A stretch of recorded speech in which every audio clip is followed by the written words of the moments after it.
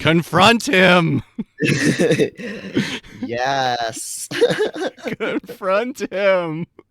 Oh wait, no, Oh, they can't see. it's not here.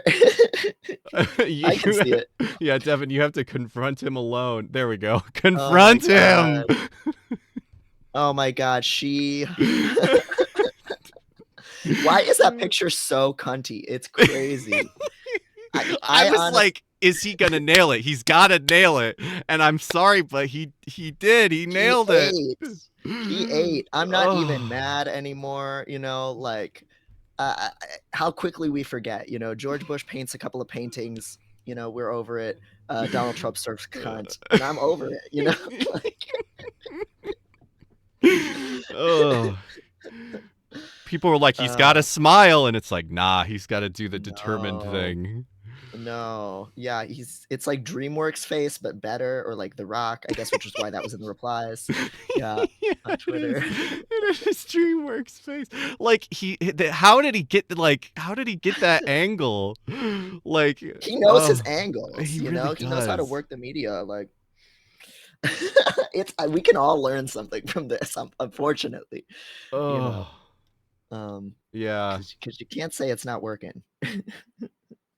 The thing that actually was fucking really shocking to me was that he fucking posted on Twitter. Did you see that? Since then or right before? Like right after, when the mugshot came out, he fucking posted, "Oh, you haven't seen this." Oh no. Yeah, the poster, the King poster is back.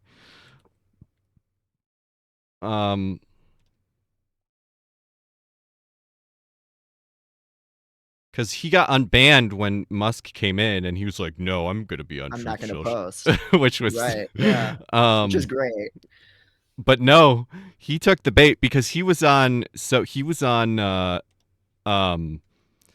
fucking Tucker Carlson's video show that's on Twitter. Oh Lord. Right after he surrendered himself, right after the debate. There was the Republican debate, and he didn't go to the debate, but he went and talked to Tucker Carlson on X. Tucker on X. And God. Yeah, so he and basically he was like, it had 240 million views, more than the Super Bowl, and it's so he really took the bait with the fucked up views, because somebody was looking at that particular video short and with an older version of Twitter that didn't have the view count updated to the way it is now, and it only said 14 million. And that's just their numbers. And even that is probably inflated, because it's not like 14 million people actually watched the whole thing. It's just, it was right. on. They just opened it, or it was on their feed in some way.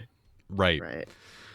So yeah, that is a thing that worries me, because I think it was much better when they were feuding, and I worry that they're gonna make some kind of truce now. But anyway, I completely agree. Yeah, it was nice that they were taking each other out, and yeah, we don't want to see them working together at all. The Argyle says, I sampled Tucker Carlson saying, "Respect my pronouns or I will stab you," for a song, and it felt healthy. God, stupid man. So good. Oh, and yes, thank you for the outfit compliments. We were just talking before the stream, that collar Maddie's wearing is from Fur Fest. Yes. Very good shit. The dog is Zelda. Oh yeah, you always got the good fits. Got the things in the rotation. But yeah, I'm sorry, you were saying the dog. This is appropriate for what you're doing after. Yeah, the puppy girl is gonna get let out. Wake up the puppy girl. Because I'm gonna be fucking playing Armored Core after this, which the first line of the game, I haven't seen it yet, but the first line of the game is "Wake the dog up," and then Then Yes. your character's name is 621, like E621, the furry porn website. So So good. being a mech pilot is all about submission and being a dog. So Yes. Being a good. We're gonna have to get you a hood too now. We're all getting pup pilled around here. yeah, I really want one of those wire ones. Yes.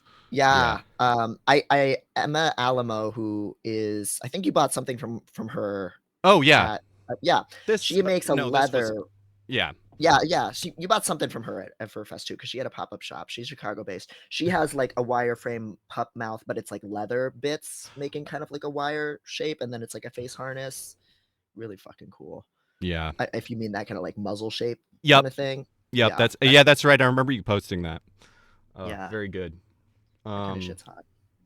But anyway, that's all not I just had to jump scare you with Donald Trump. We don't need to actually talk about that.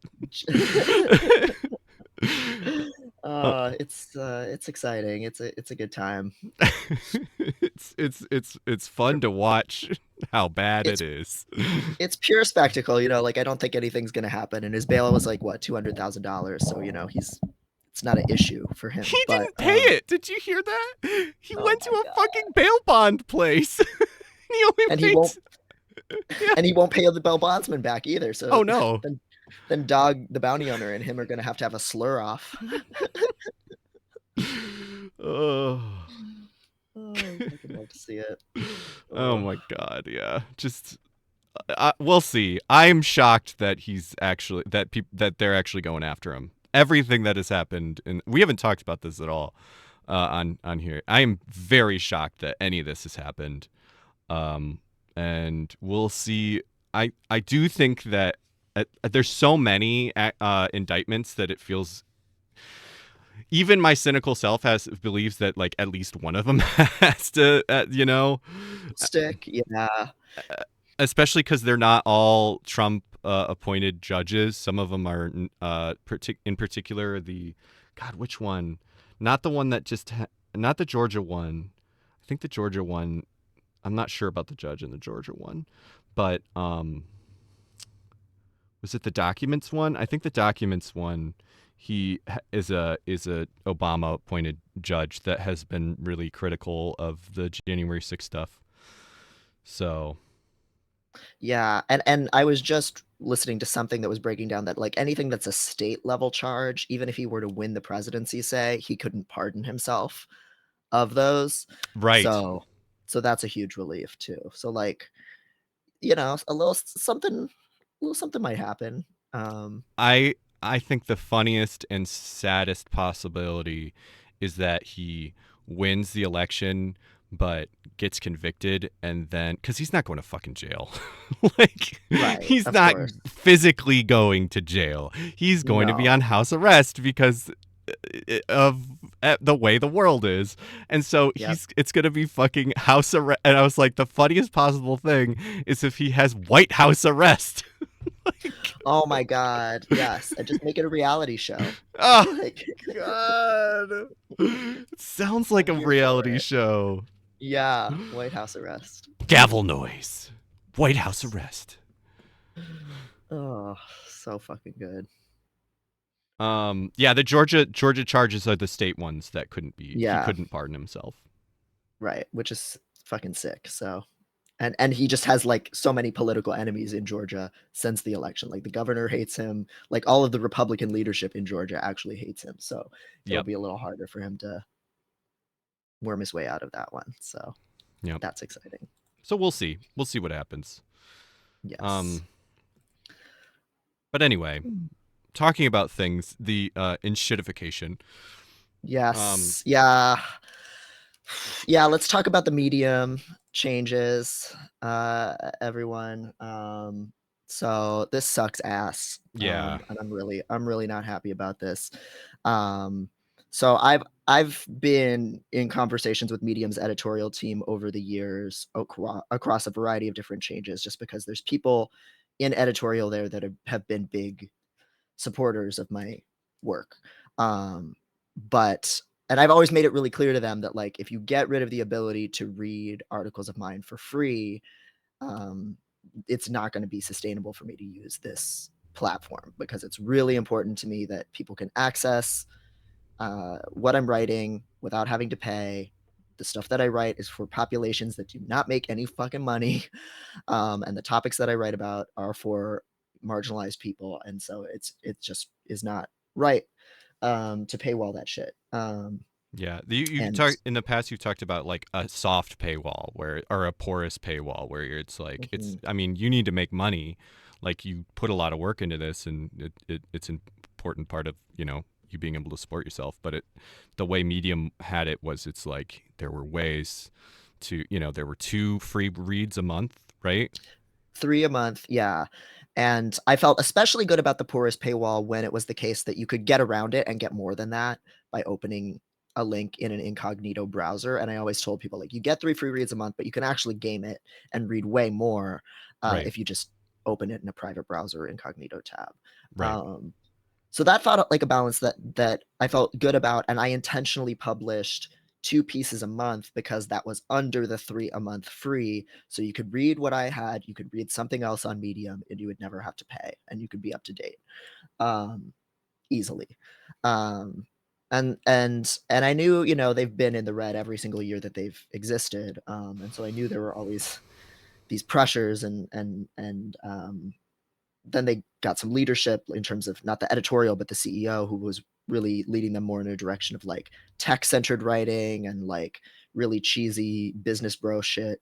And they've thankfully moved away from that. They've changed their payment algorithm so that it rewards like longer stories that people read and highlight and comment on. So some of the changes they made were positive in terms of like shaping the site, not having clickbait and AI bullshit.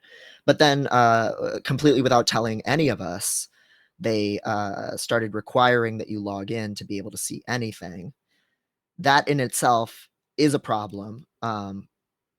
Twitter instituted that, and it was a pain. We all know it's a pain when you try to view a Pinterest link or a Quora post. Not that those have any value, but you can't see them without having an account. Yeah, It drives people away. It makes it a lot harder to share work with people who, like I have people assigning these essays in their classes, which I love. Like a lot of teachers assign laziness does not exist in their classes to help set the tone for the class. And so people need to be able to just click on a link and just read it. So when they started requiring a login, I was pretty miffed, and I was kind of having to explain to people, you still get the free reads, you just need to make a login, and you can do that. And then I found out, like then I started hearing from people, oh, it's still not working even if I log in, and I haven't been on the site in a long time. And so then I reached out to Harris, which is one of the head editors that I'm on good terms with, and he said, yeah, we haven't really communicated this rollout the best. Now you get 1 free read ever when you sign up for an account, one ever, and then you have to pay to view anything else, and you can't view anything um, beyond that. And I actually, let me see if I have this image saved. Oh no, I don't. But I tried showing him like the stats on my pieces. 90% of my readers are non-members. Laziness right now is still a really popular essay. It still gets thousands and thousands of reads, and like 2 out of the last 3,000 readers are non-members. Um, and both for running a website and for what I want to do and what I think is important, it seems just completely wrong to me. I don't understand how you get people, new users, to visit your website or join it if they can't read anything, if they can't get a taste yeah, of what is even on there. Um, so as a business model, I don't understand how that works in the long term. And then, just on principle, I've always been really clear that I want all of my work to be available for free. That's why I'm really outspoken about, you can get my books off of LibGen. If you need to pirate my books, I don't care. I've done very well, especially on Masking Autism. I'm very thankful for that, but you don't have to pay for these books. At the end of the day, Penguin Random House gets most of the money. So fuck it, like steal it if you need to steal it. And when it comes to my essays, um, I liked Medium's model because it was that perfect medium, that perfect middle ground of people could pay if they wanted to support the work, there were no advertisements. So there was money going towards writers without advertisements, without a paywall. And if somebody couldn't pay, they could still be there. And that's kind of what I like about like Twitch too. You know, it's the same kind of thing where it's like anybody can be here. Right. Um, and now Medium has changed that. They didn't consult writers about this. They didn't tell us even. They apparently instituted this 4 weeks ago, and I've been just scrambling to make sense of it ever since. So I apologize to anyone who's been confused on the messaging about that. I was confused too. And I'm really disappointed. I just did that Medium Day panel. I was not paid for that. I did that completely for free because I felt a sense of like actual attachment to that platform, as silly and naive as that might sound. But Um, like we have to, like, we can't just we have to like exist, like we have to like even if we don't even if we know that everything we fucking use is owned by horrible fucking people like Elon Musk and all these fuckers, like you can't just exist in this society without like using shit and getting attached to things, whether, like the communities that you fucking form on these websites. And it's just like, and then they could just fucking do this. they can completely change everything about it that made it good, you know? And like I rail all against like people getting attached to social media or believing in it as a liberating thing all the time. But even with Medium, I thought, okay, I have control over my own editorial here, but my work can Right. still get boosted. But like their editors have supported me. I got an agent because of success on this platform. I got book deals because of success on this platform. I've made all kinds of friends. I've grown as a writer. Um, I've had an impact on the world in a couple of different ways. It's like uh, and it was with support from the editorial team. Like I'm still not even mad at Harris, you know, for like, you know, being in this weird position of having to like pass down things that the CEO did and like not announce it and then having to field angry questions. Like, Yeah. but this, like you just said yesterday when we were talking about it, it has always been this sort of Damocles hanging over my head. I've always been worried they were going to make this change because more and more news websites do it and publications do it. Yeah. So, so what I've decided to do is, if you are an email subscriber on Medium, you have already been migrated to Substack. You don't have to do anything. You should have already gotten an email from me. If you're an email Medium subscriber on Substack, the Substack is drdevonprice.substack.com. Same spelling as on here, DEVONPRICE. Everything will be migrated over there and made free. That's going to take me a while because it's not an elegant process anymore because of Medium's paywall. You can't just like import a link. So I'm going to migrate over all the autistic advice columns, all of my kind of big, most popular pieces first. Um, and I'm going to start updating Substack at the same time that I update Medium. And everything on Substack will always be completely free. No sign up required. You can sign up to get it sent to your email. It'll ask you if you want to get it in your inbox, but you can skip that. You do not need to sign up. You don't need to have an account. You don't need to pay any money, nothing. And you can read unlimited articles for free. I already have the next like month and a half worth of Medium posts queued up. Those same posts are just going to go live on Substack on the exact same day. So if you are a Medium member, if you use that site, if you're like happy with your experience of Medium and you pay the $5 a month or whatever, you don't need to change a thing. I'll still be posting on there for the time being. Again, because I do get compensated for that work and I have, 60,000 people on there. And Yeah. the work gets discovered by new people on there too. So so you don't need to migrate if you're happy with that and you're paying for that. If you can't or you don't want to pay for that, you can migrate over to the Substack. When I post new articles from now on, it's going to be Substack links, not Medium links. They'll be the exact same articles on both sites. And that is the plan for now. And hopefully Substack doesn't do any fucked up shit that makes me have to worry about this again. And I Yeah. think if something like this does happen again, then I'll just have to like make my own website or something, and you know Yep. that'll be fine. It just will cost me money for hosting instead of having the opportunity to like get compensation. So that's not great. But Yep. so you can be a paid subscriber on Substack. but you don't have to. You're not going to get anything extra from that. So that's purely, you know, like a tip jar. That's purely just like subsidizing other people. But it's, again, it's just always been really, really important to me that this stuff be made available for free, that it can be very easily shared. And so I'm gonna go with whatever option I think makes that the easiest to do. Um, and yeah, and that's the plan. Substack is awful. I've been very anti Substack for Yeah. a long time. They gave advances to people like Jesse Singal, Graham Linehan's on there. Oh God, I didn't They've know it was also like advances. Damn. Now they also have given advances to trans writers like Danny Lavery and Grace Lavery, mostly because they spoke out about it. And then Jude Doyle, who I was just on a Medium panel with, he left Substack because of the transphobes harassing him on that site, like Jesse Singal, who has also harassed me on Substack. Great. And when Jude left, the CEO of Substack tried to offer Jude an advance to stay on the platform too, but instead he moved to another platform called Ghost, which is open source, but you have to pay per subscriber that you have. So I would have to pay if you subscribe to me. So I just can't do that. So Yeah. at the scale that I'm operating at. So that's the deal. It's not a choice that I'm like super happy with, but there are also writers on Substack that I love, like Jesse Meadows, Marta Rose, Aisha Khan. Um, you know, there's lots of people that I do follow on there, and lots of cool Jessica DeFino. You know, so I feel kind of okay about it, but I feel okay about it in the same way that I feel okay about having like an Instagram or something. You know what I Right. mean? Like it's fun.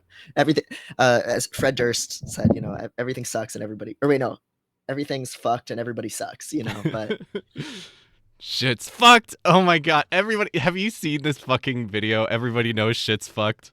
This is like, I, everybody know. Yes, I love this video. how has this not come up before? Because it's like one of my fucking favorites. I need like a button.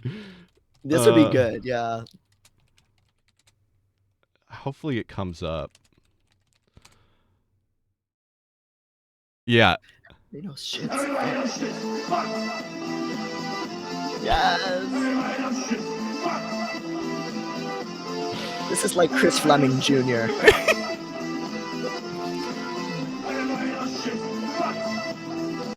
I like that the title even like because it's definitely everybody knows shit's fucked, but like they don't understand what he's saying. Maybe it's like English isn't their first language, so they don't know the finer gradients of I think it's just swearing. English is maybe not their first language. Yeah. But yeah, it's really true. It's always true. Everybody knows. Um Everybody knows shit's fucked. I do want to. Modulo Zero asked, so if I pay for Medium just to read me, would you prefer that I switch to Substack or stay on Medium or some third option? I mean, it's no skin off my ass either way. Whatever's easier for you. I guess technically, Substack wise, I think technically get a larger percent. No, I think that's actually not true. I think percentage wise, it's roughly equivalent. I'm not really like diving into the metrics firm enough to know like which, you know, $5 I get $3 for or $2 for, you know, like either yeah. one's fine by me. Whatever's going to be most natural for you. You know what I mean? Like, you can do whatever you like. Thank you though. Yep.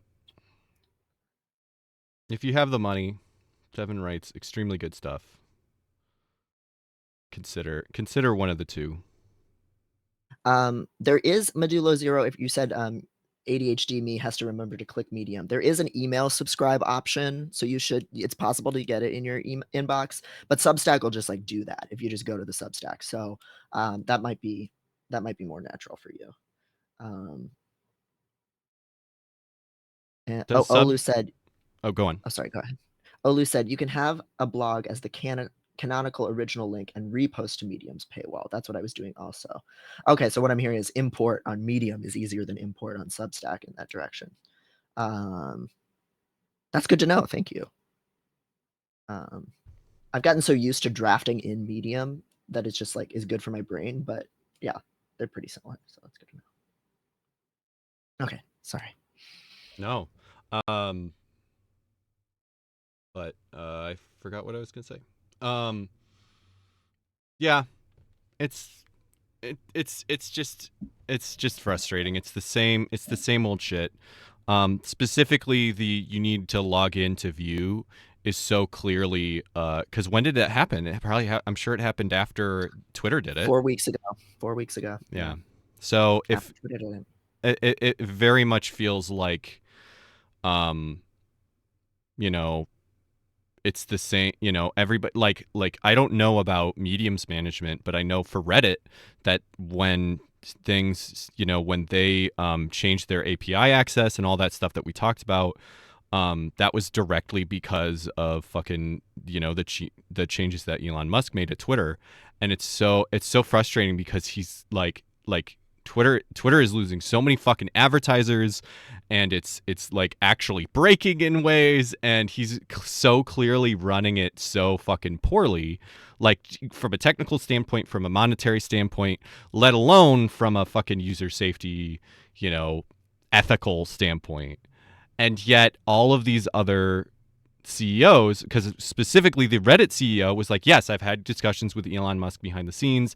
I think he's doing a great job, and I think we should do more like that. And yeah. We both read an article. Um, what was it called? It was the Elon Musk's shadow rule. Yeah, in the New Yorker. Yeah, so we might talk about that if we get time when we talk about the other stuff. But it's just like it's so much just that none of it is based on reality. It's not none of this business. It's this thing where it's like, oh well, we have to be racist because of the bottom line, and or we have to do this. We have to do all of these. We have to invent the torment nexus. Our shareholders demand it, and it's like, actually, this shit doesn't even fucking make money, and it doesn't. It's just the pain. It's just the blood machine. It's just Mm-hmm. they, CEOs feeling like, yeah, none of this is data driven. It's just Yep. it's just we have to make people have pain, because pain is the current pain is how money gets made. So we have to make things worse. Yeah. And it's like with Twitter, Elon made so many changes that just alienated advertisers from the platform, just like not censoring things anymore, just promoting shit content. Okay. Thank Hydrate. you. Yes, we have a Thank we you. have a hydrate button, and it will show a random GIF now. Just like our alcohol one did. We don't have the alcohol one Yes. turned on. It will come back if Yes. we ever have drinks. But now we have a drink Yes. one that you can always do. Yes. Yes. Thank you, Maddie, for constructing this. And that is such all the gifts look so refreshing so far. Yeah, they're It's a all beautiful they're all very tool. refreshing. But yeah, it's so Twitter switched to requiring a login because they thought somehow that would trick more people into making an account and then signing up for Blue, which makes no sense, and does Yep. not work in practice. It just makes people hate your website and not consider it a place to go. Right. Um, and it's not something that then like journalists can link to, or like it's just everything about it. You And can't embed tweets into posts, like right.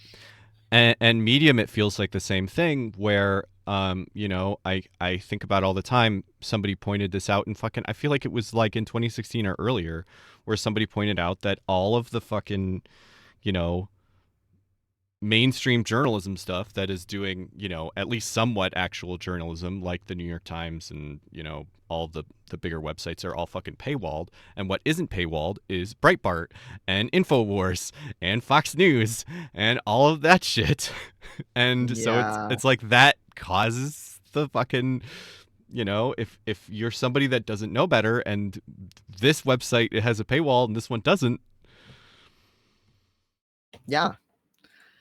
It completely just puts people on an on ramp, and that's why so many of us relied on Twitter for news too, Yeah. like the paywalls on fucking whatever, the New York Times or Washington Post or whatever, like and it was especially maddening during COVID because it was like, oh, I want to, know information that could affect whether I die or not. Right. And I can't, get past a paywall to read it. And so it's trained all of us to getting our information somewhere else. obviously there's already problems with those journalistic outlets, but it's even less reputable when you're just reading a snippet reproduced by someone on social media. Right. These incentive structures just fuck everything up. You know, Harris, when I talked to him at Medium, he was like, well, we have seen a big increase in subscribers since making this change. And it's like, I don't understand. I mean, in the short term, I understand it, but in the Right. long term, I don't understand how you're going to continue to grow or be a site people, you know, think of. We'll fucking see. But It's which, yeah. and that is exactly the way that corporations work, is they are incapable by like design of thinking more than farther than, you know, this, like the next to the next quarter. And you know, that is why everything exists the way it is. You know, everyone can see, like with climate change, you know, everyone could see in the fucking 70s all the fucking oil companies did their own research and were like, oh yeah, fuck, climate change exists. And they were like, we got to get on this fast. And what they didn't, and what they meant by that is by denying it existed. Like, Yep. and it's the same thing where it's like the like eventually all of those oil companies are going to go out of fucking business because they aren't, the fucking society is going to explode, but they don't care about that shit because they're incapable of caring about it as a fucking organization. Mm-hmm. It's exactly like, you know, because of my book that's coming out, I did a lot of research about uh, individual choice messaging that corporations have had about a Yes. variety of different topics. And this is exactly what, you know, big tobacco did. They knew the data on smoking causing cancer in the 40s and 50s, probably even before then. And just like with climate change, that was just a reason for them to mount a strategic attack, for obscure the data. That was their first goal, was to just confuse people about whether the thing even existed. And then once you get to the point where people can't deny that the thing exists scientifically, then you just make it all a personal choice narrative of, you know, you're free to Yep. choose to smoke, or you're free to choose to recycle, buy an electric car, whatever. Um, and that's kind of just really poisoned the way we approach a lot of different topics, um, nutrition, a lot of different things. So Yep. Plastic. yeah. I'm seeing some stuff in the chat about issues with payment processing on Substack. Jesus fucking Christ. I Oh God. I'm gonna die. I'm dead. I give up. Um, I, Let me know if you're not in the U.S. It should be localized to most countries that people generally like pay for subscriptions for me. And I'm hearing there's maybe some issues with the website right now, so maybe it's just that. But okay, you're in the Netherlands. It should work for you. But thank you for letting me know, and I'll dig into it. Um, and I'll die. I'll just Dig into fucking it die. and my grave. I'll just dig a hole and fucking jump in it. This is why I was excited about Bitcoin fucking 10 years ago. I literally was Yeah. like, this could just be the solution to all this shit. And then we made it, and then all of the libertarians made it bad. And then, I mean, it was also bad to start with because of the climate issues, but Yeah. now it's also the, you know, the multi-level marketing scheme scam also. Yeah. Oof. So Anyway, yeah. Yeah. Is there anything else I need to say about that topic? Did people have any other questions? Um, I want to fix paying for shit online. Monkey paw curls. Yep. yeah. Uh, yeah, they might be having server load issues. The thing that's crazy to me is Jude Doyle left Substack with 2,000 subscribers total, and the CEO of Substack offered him an advance to stay.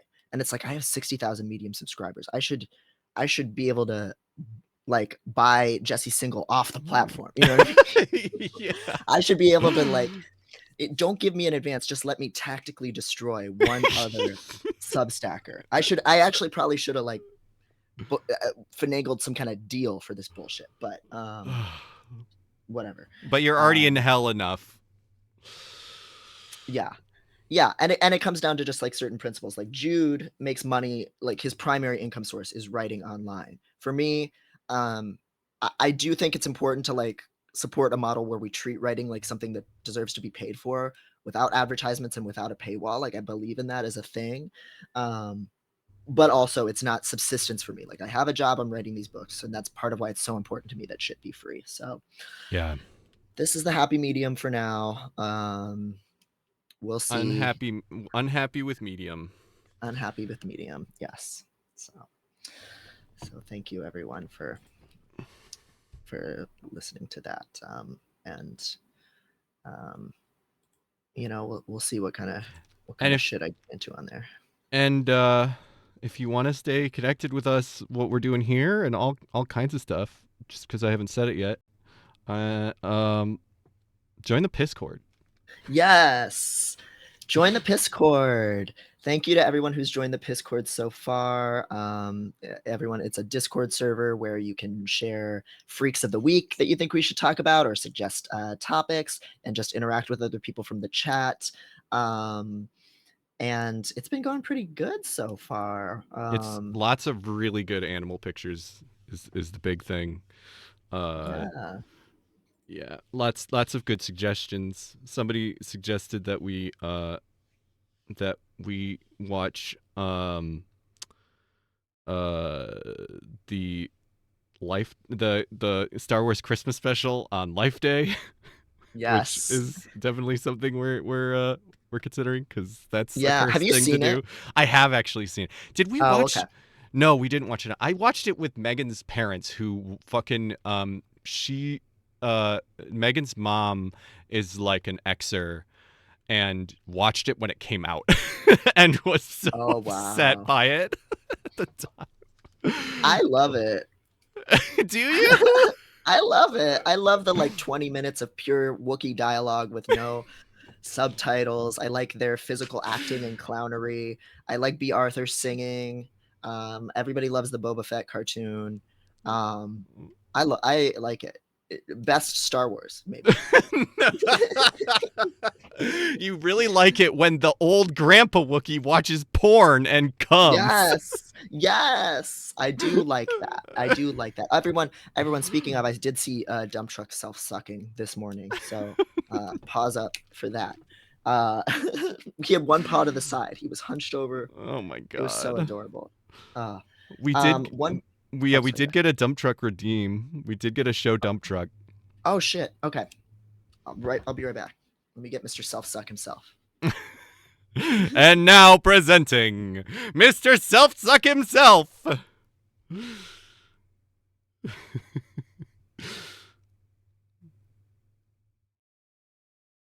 Yeah. I like that we just have a beautiful view of oh, hello. Mr. Self Suck. Mr. Self Suck. He was And asleep. He was like on his side, and I just ruined him. oh, he's so cute. Mr. Greasy. I've been training him to open his dust bath container. It's a little screw top lid, and he's finally getting that he has to pull it in one particular direction to get it open. So very smart boy. Look at that big brain in his head.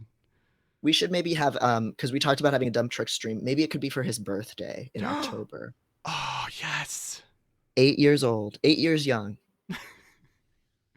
They get old too, right? Yeah, there's one on YouTube that's 25. Oh my god. Let me okay. Let me show you guys something I do to him that's mean. Oh no! He fell. He slipped through. Little slippery boy. Yes. Liquid. Liquid. He's being calm right now because he was asleep. Yeah, he's very sleepy. He's very sleepy. Okay. I'm gonna put it back. All right. Everybody say bye, dump truck. It's for, oh god, there's a chinchilla that's older than me. Yep, dump trucks in the chat.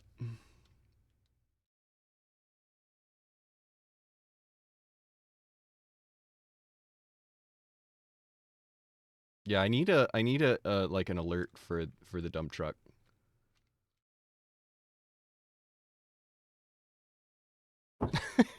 Liquid dump truck, solid dump truck, solidious dump truck. Punished dump truck. Don't punish him. Punished. Venom punished dump truck. Oh, thank you, Medulo. Medulo just gifted 3 tier 1 subs. Oh, thank you. Oh, that's great. Oh, it's great to have It's Ferrari and KPPK in the subscriber zone because they're very active in the chat. So Yes. oh, thank you so much for the support. And this is great because these monies go 50-50 to Maddie and I, and Maddie does so much work. So let's get it going. I don't know why it doesn't say thank you on screen. I wonder. I hear the sound. But... Yeah, I hear the sound too. Oh, you know why? Because I made it invisible when we got doxxed, or when I got doxxed. Oh. And I never changed it back. So now it should work. Sorry about that. Oh, cool. Yeah. One Bree said, how did I find out about the issues with Medium? Because you're still getting a message saying that you get 3 free reads. Dog, I don't even fucking know what's going on that website. Like, I think they just haven't fixed everything. It's like literally. Twitter, where it's still, technically it's X, but it still says fucking Twitter everywhere. Yeah, I really think that's why it still says you have 2 more free reads, even though that's not a thing anymore. Because that's what confused me too, because I was looking at it in incognito and I was like, okay, it seems like you still get 3 free reads. You just need to sign up with an email. But no, they just suck. There's also a website. I'll put it in the chat right now. Archive.is. Archive.is. This is my favorite way to get past a paywall. I used it to read the New Yorker Elon Musk piece as well. It'll get you past New York Times, Washington Post, etc. Medium's paywall, many paywalls. So you can also just use that. Yeah, and now I got a Cooper. Aw, Cooper alert. Oh. So speaking of articles, not a sharticle. I don't think we have any sharticles today. We're referencing a bunch of articles, but I think they're mostly not sharticles. Yeah, I think that's fair to say. Yeah, V Bunnies, Cooper in the chat, Agent yes. Dale Cooper. Coop. But yeah, we're going to talk about girl dinner. Girl dinner, yes. Do you want to screen share it? Should I screen share it, or should we just talk through it? How are we feeling? We can have you screen share it just because then you can screen share because we forgot to set that up. Okay. So now we can. That'll take me a second, but I'll just do the one tab thing. Okay. And this will work too, because then if we want to pull up TikToks, I can do that as well. So Maddie, what was had you heard of the lazy girl jobs trend on TikTok at all, or was this new to you? This was new to me. Yeah, this was new to me. It's definitely like it's like similar to other stuff, and other stuff we've even talked about like quiet quitting and all that shit. So it definitely wasn't like but yeah, I hadn't heard of the phrase specifically. Yeah, I had pretty much only heard about it in the context of hearing people complain about it. Yeah. Which is the same thing with girl dinner, I think, just because I've curated my feed well enough that I don't see the actual reprehensible thing. I just hear people talking about the reprehensible thing. Yeah, just hear the echoes of discourse. Yes.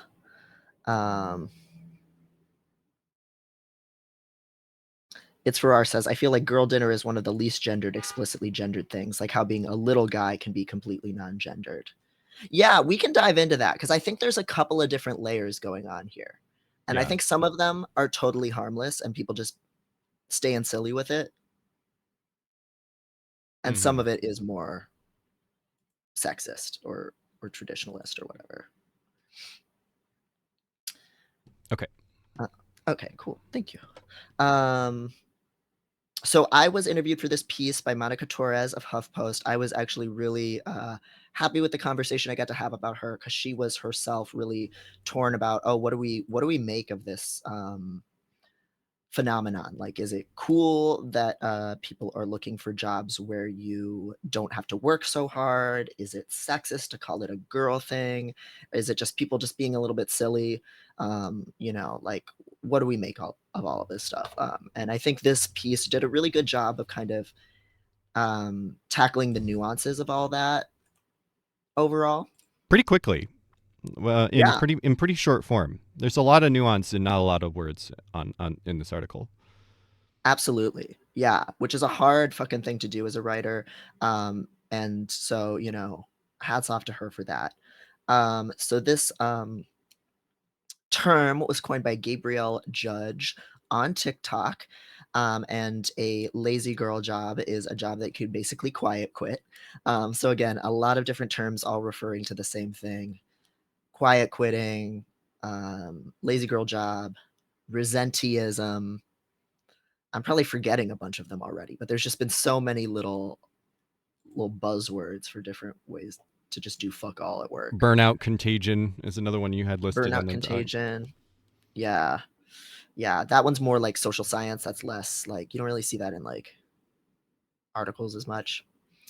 Um so yeah, so here's her video kind of just talking about that. She's just saying it's a job that you can basically quiet quit. Did Um you unmute it? no, I didn't, but I can. It's like I get it. Oh no. And also there's a lot of Wait, jobs mute out there that. where you can make Mute like that. Yeah, there's double Yeah, audio, sorry. so I should be able to fix that if we want to, but we Okay. probably don't need to this second. We don't need to for this one because yeah, she's just kind of talking. And so a lot of it is like finding jobs like marketing associate or jobs where you're in the tech industry, but you're not necessarily working in a technical role. So technical writers, so you might be a person with an English background, but you can still work for a tech company or a STEM company and make a little bit higher of a salary because it's in that kind of field. And there's just like less pressure and they're more likely to be work from home and all that kind of stuff. Yeah. Um, And some of this is stuff that I've even recommended before, or other like readers of mine have recommended before, in terms of like, how do you find a job you can stand as an autistic person or an ADHDer?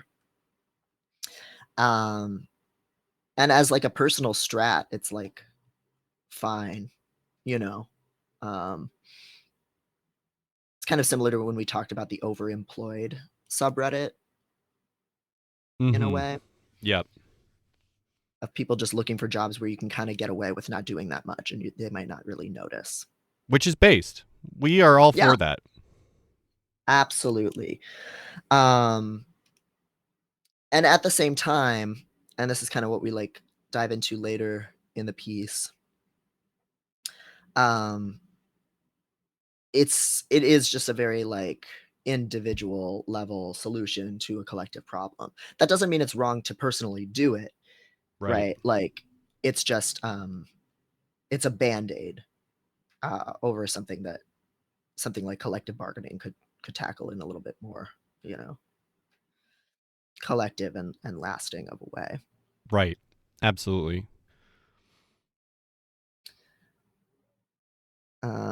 What do lazy girl jobs look like? In TikTok videos, they usually are pictured something like this: a person at a desk is looking at a screen, typing on a computer, acting unbothered and unhurried. Captions over on the video can read, all I do is copy and paste the same emails, take 3 to 4 calls a day, and get a nice salary. Me at my lazy girl job that has no dress code. I love my lazy girl job where I sit at a desk from 9 to 4 and post invoices in my own time and can read. Um, So, it's usually a remote work from home job in some kind of customer or like content writing kind of, or invoicing kind of field where you're not having a ton of oversight or micromanagement. And maybe you can even like schedule your emails so it looks like you're on the clock when you're like out like walking your dog or like doing your laundry or whatever. Right.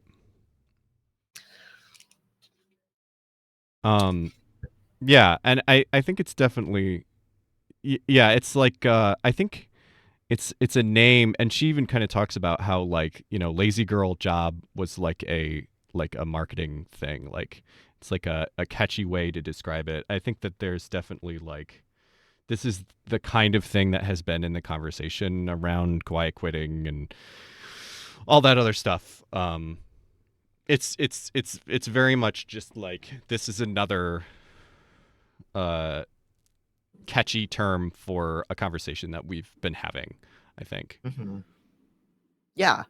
And whereas like quiet quitting was about the overall like attitude, this is a little bit more, in some ways, more useful, because it is like, here are the attributes of a job, of a lazy girl job. Here's the type of job where you can do this and get away with it. Right.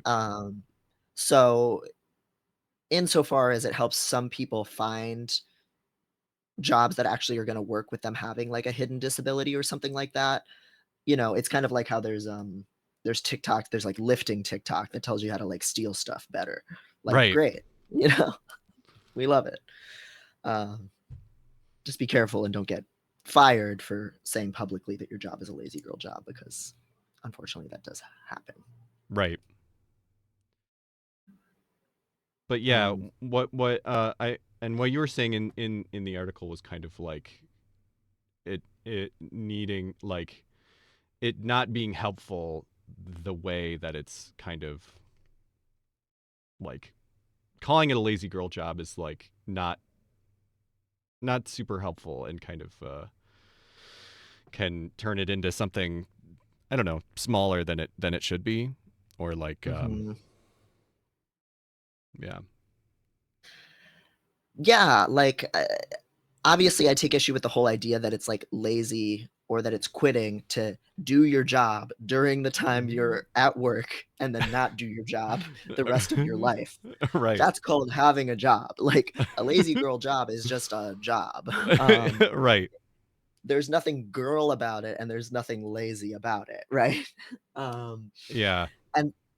And so like, I both like that this is more of a movement. Like, I like that we have a cultural movement where people are half-assing it at work, but like, you should have always been able to half-ass it at work. Like, it's not, if you're Right. doing everything you're expected to do, and you still have to do little sneaky things around how you do it so you don't get yelled at, like scheduling emails, like, that sucks. Like, that just shows how fucked up and not rooted in any reality of how people work our professional culture is, you Right. know? Yeah.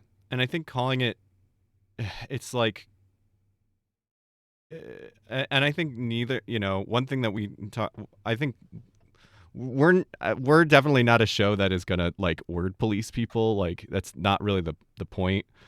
But at the same time, there is like a, like, laziness is a cudgel that gets used. I mean, you wrote a book about that, and how Mhm. like it really, it's just a way to kind of turn, you know, like, you know, what is obviously like a need, or just something you don't need to do, into a like a like a cudgel. And uh, by by labeling it a lazy girl job, in the same way that like talking about quiet quitting is like in that way, is, it's, you know, it's like, once you turn it into this phrase, it's like that's the way your brain thinks about it, or that's like how the culture kind of like will talk about it. It's just like, well, now we have this sound bite. It's lazy girl jobs, or it's quiet quitting, or, you know, it's fucking cancel culture or wokeism. You know, it's like, that actually, the way that we talk about it, actually, because people don't talk about things in good faith, like, really changes the way that we actually have discussions about this stuff. and Mhm. and so it's not just the, like, it's not, and it's not just the people that don't talk about it in good faith. Like, this is a really important concept that you're like she even says in the thing, like there was a quote in there that like it's like where she describes it as marketing, that she Mm-hmm. calls it that, and it's like, yes, but that is like then what goes into the cultural discussion and shapes that cultural discussion. And Mm-hmm. it's a really interesting one because it's these two concepts, one about laziness and then the other thing about gender essentialism, that really, it's like using fucking Wojaks. I don't know if Mm-hmm. I don't know if that makes sense, but it's like, I mean, yes, you can use them ironically, but it changes the fucking cultural discussion to use that shit, because it eventually, YOLO, you stop saying YOLO ironically, it just becomes part of your fucking what you're saying, and it changes the discussion. Yeah, the symbolism, to go with the Wojak example, if you are always using the Chad as the enlightened perspective, even ironically, you start actually believing and talking about it. And I'm guilty of this too, because I thought it was a funny meme. I play with it, but then it like fucks up your brain a little bit, where you think something's incel and something's Chad, and that's Right, fucking literally like red pill shit. And right. you start out by attributing to your satirical Chad all of these enlightened perspectives, but you're still equating like this person's more masculine, they're more handsome, life is easier for them, and they have the right opinions. And that's not how any of that stuff actually works, right? Yeah. Um, and so when you call something a lazy girl job, you're framing it as an indulgence. Oh, thank you. Calling something a lazy girl job is framing it as an indulgence on two different levels. One, because it's implying that, again, just doing the work that you're paid to do and not doing anything extra is lazy, which it's not. And Right. two, by associating it with the feminine. Femininity, again, is historically and in the present still seen as frivolous, soft, delicate, and indulgence.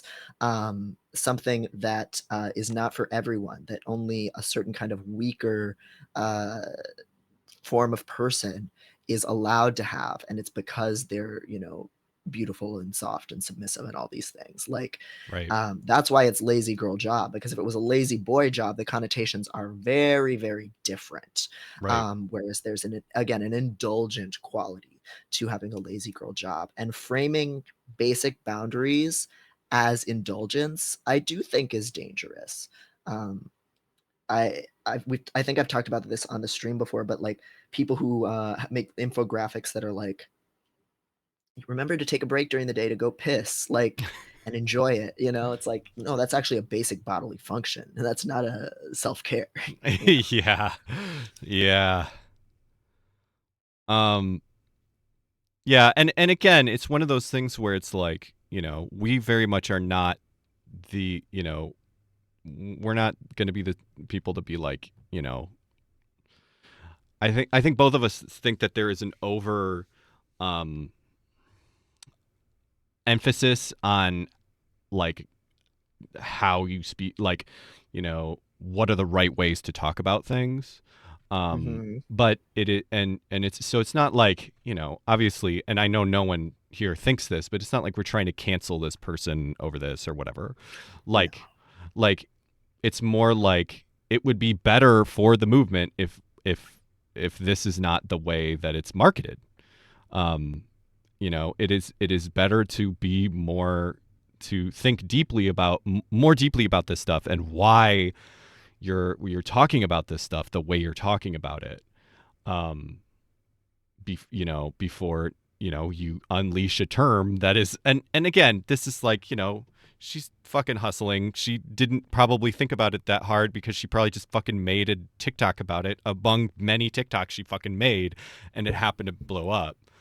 But so it's really no, it's no like it's not like really super criticism to her specifically, but it is like, you know this is, if we're trying to market anti-work, we don't, we have to think about what we're marketing with the term like lazy girl job. Yeah. Yeah, like it's totally, yeah. None of this is a knock on Judge or people who are like using it as a framework for talking about here's how you can start making a living that's actually possible for you when you're dealing with like all of these limitations. It's just and there is a way to use girl that's like gender neutral, like, hey girlies, let's stay hydrated, right? Like a lot of Yeah. people say that stuff to just be cutesy, and that's true for a lot of the girl dinner stuff too, which we'll get into that later. But also there's a reason why we reach for that word for those associations, right? Like, I don't know why, but you know, Barbie is a movie for the she theys, you know, like, you know why. I There's just think that cottagecore is really femme coded and dark academia is really mass coded, and I don't know why. Should Yeah. we play that fucking TikTok that's the one that you Yes. sent me? Okay. Oh, sure, yeah. Is that in That's did that get put in the that's in doc? the yeah, it's in the show link. It's the girl dinner radicalization pipeline. Yeah.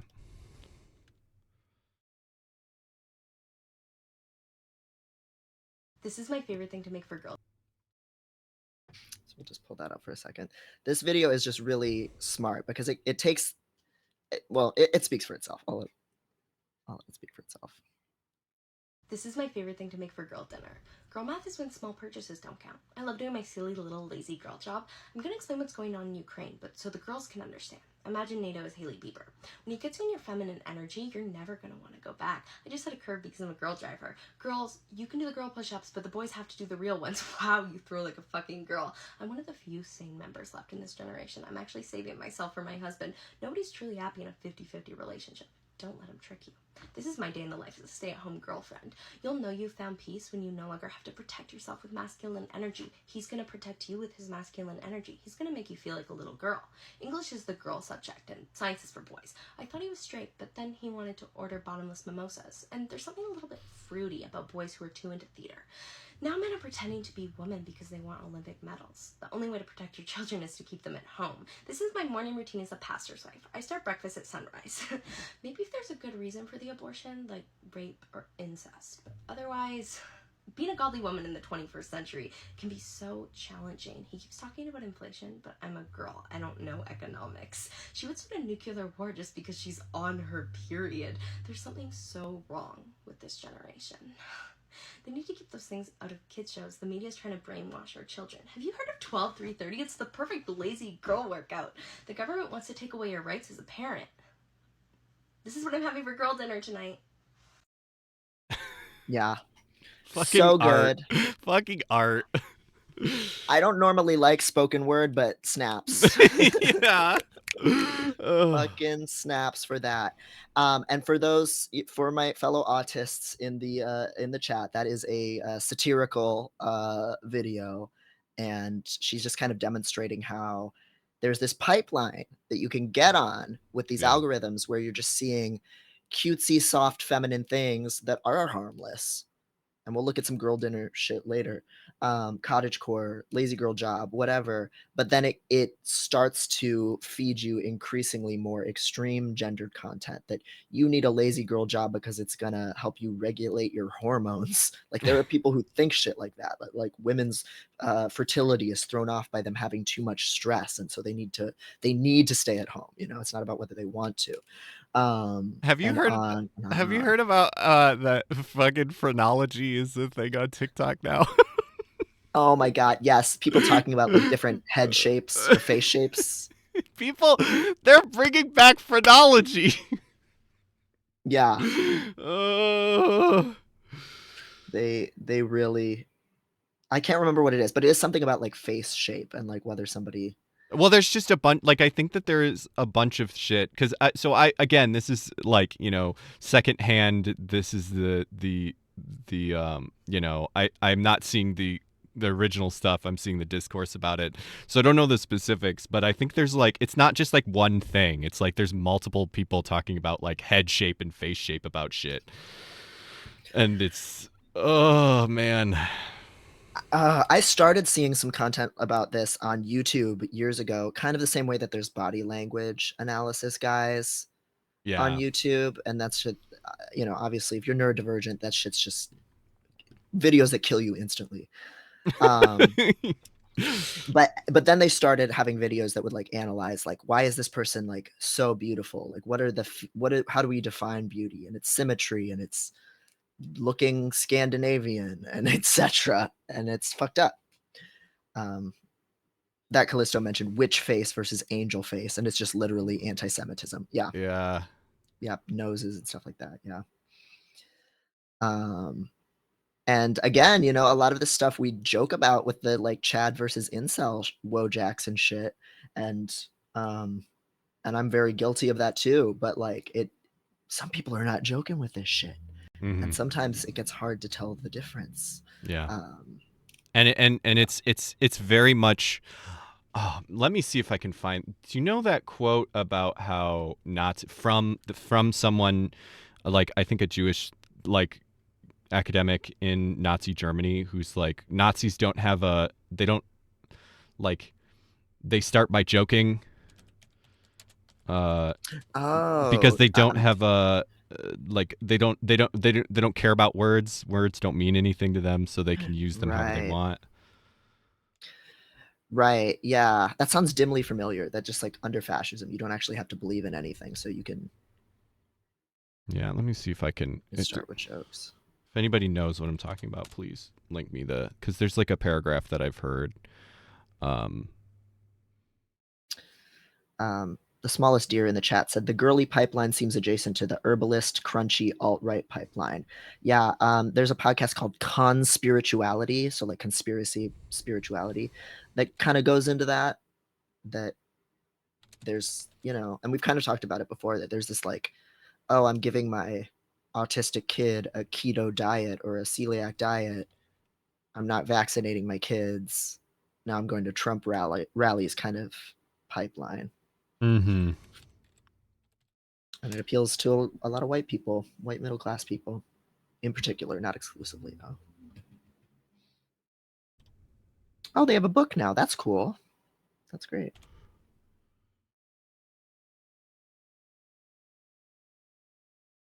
Yes. Jean-Paul Sartre? Sartre? I don't know. Yeah. Never believe that the anti-Semites are completely unaware of the absurdity of their replies. They know that their remarks are frivolous, open to challenge, but they are amusing themselves, for it is their adversary who is obliged to use words responsibly, since he believes in words. The anti-Semites have the right to play. They even like to play with discourse, for by giving ridiculous reasons, they discredit the seriousness of their interlocutors. I don't know how to pronounce that word. Interlocutors, yeah. Interlocutors, yeah. They delight in acting in bad faith, since they seek not to persuade by sound argument, but to intimidate and disconcert. If you press them too closely, they will abruptly fall silent, loftily indicating by some phrase that the time for argument is past, which is literally just exactly that fucking troll meme. Troll. I was trolling. Yeah, they don't care. Right. Let's see if I can find. Yeah, I can't find it now, but it's like the laughing one. Yeah, I think it's where the troll face came from originally, or it's maybe the first use that I've seen of it at least, where it's like, I think it uses the R slur, but it's like, oh yeah, I'm like, acting like an idiot online, and then people are like, why are you being an idiot? And it's like, oh, because I was trolling. And it's like that's the fucking that's the thing. And it has that Calista says it's pronounced Sart like fart, but said by a Frenchman. Sot. Sot. Man, fuck French so hard. I mean, I don't get it. Canceled. We're canceled. Canceled. After all the French have been through. Yeah, and it serves dual purposes, right? Like, because it wastes a lot of time from those on the left when we're debating them, and they do not care. And they didn't believe anything that they said or wanted to learn about anything they asked about. And it also has the same effect that like sending like Mormon missionaries when they're kids to go recruit people when they're 18, 19 years old has, because that is a cult, not recruitment technique, but it's a way to keep those kids in the cult. You send them out into the world, and make sure they're going to have a bad time, because people do not like missionaries knocking on their door, and that further isolates them. So you're training these trolling alt-righters to not actually listen to anything else that anybody has to say, and to not even think about what anybody else has to say either. So you're actually really training them in the art of like thought cancellation, and not being reachable. So that helps keep them, once they're already on the pipeline, within the high control group. Yeah, I never thought about it like Longer. that. Yeah. So there's a lot of elements to how fascism works in that, and that plus blue checks getting paid for engagement now is why we do not engage Yeah. with this shit. Yeah. Uh, Twitter is bad. there- They're also gonna they're talking about, it's unclear.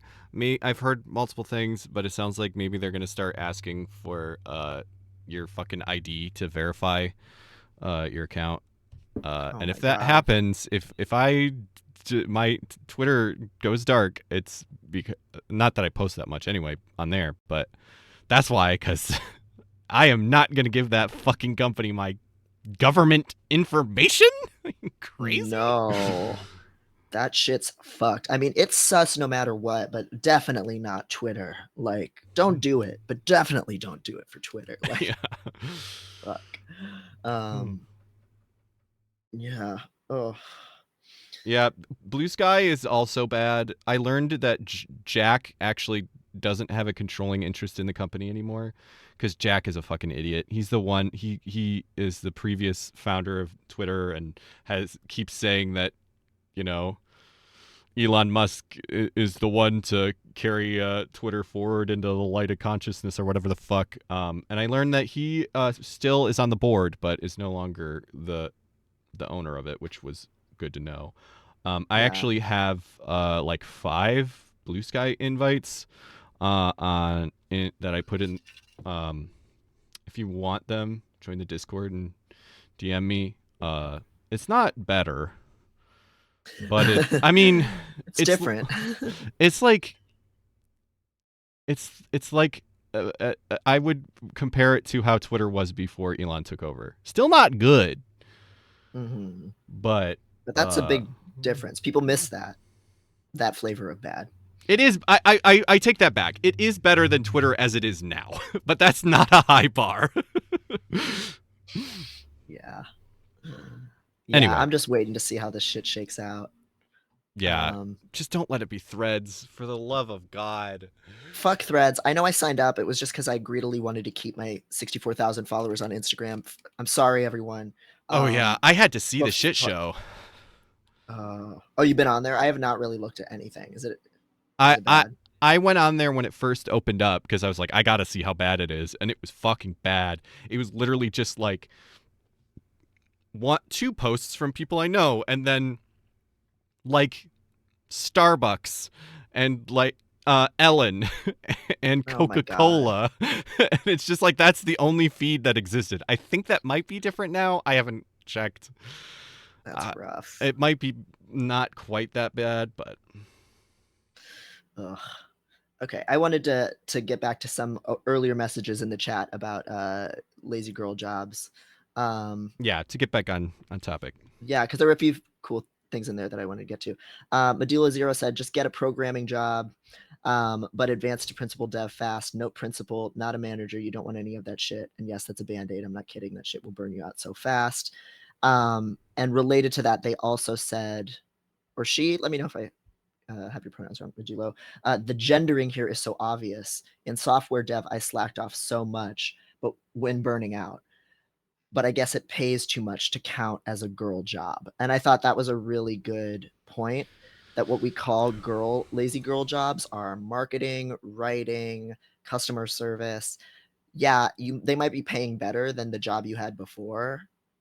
If you're like an English major, or you're like these groups that get fucked over wage-wise, but lazy girl jobs are still making less than the boy jobs at the same company that are maybe even more lazy. Yeah.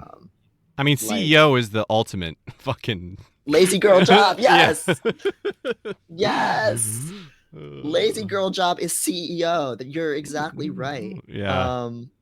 Like I even just compare myself. Like I'm an all online department. I do fuck all, as you guys all know. Hello, I'm here.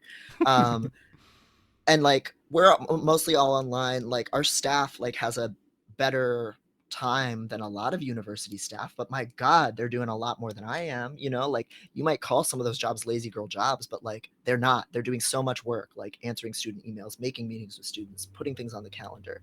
Can they do it at home from sweatpants within sweatpants? Sure.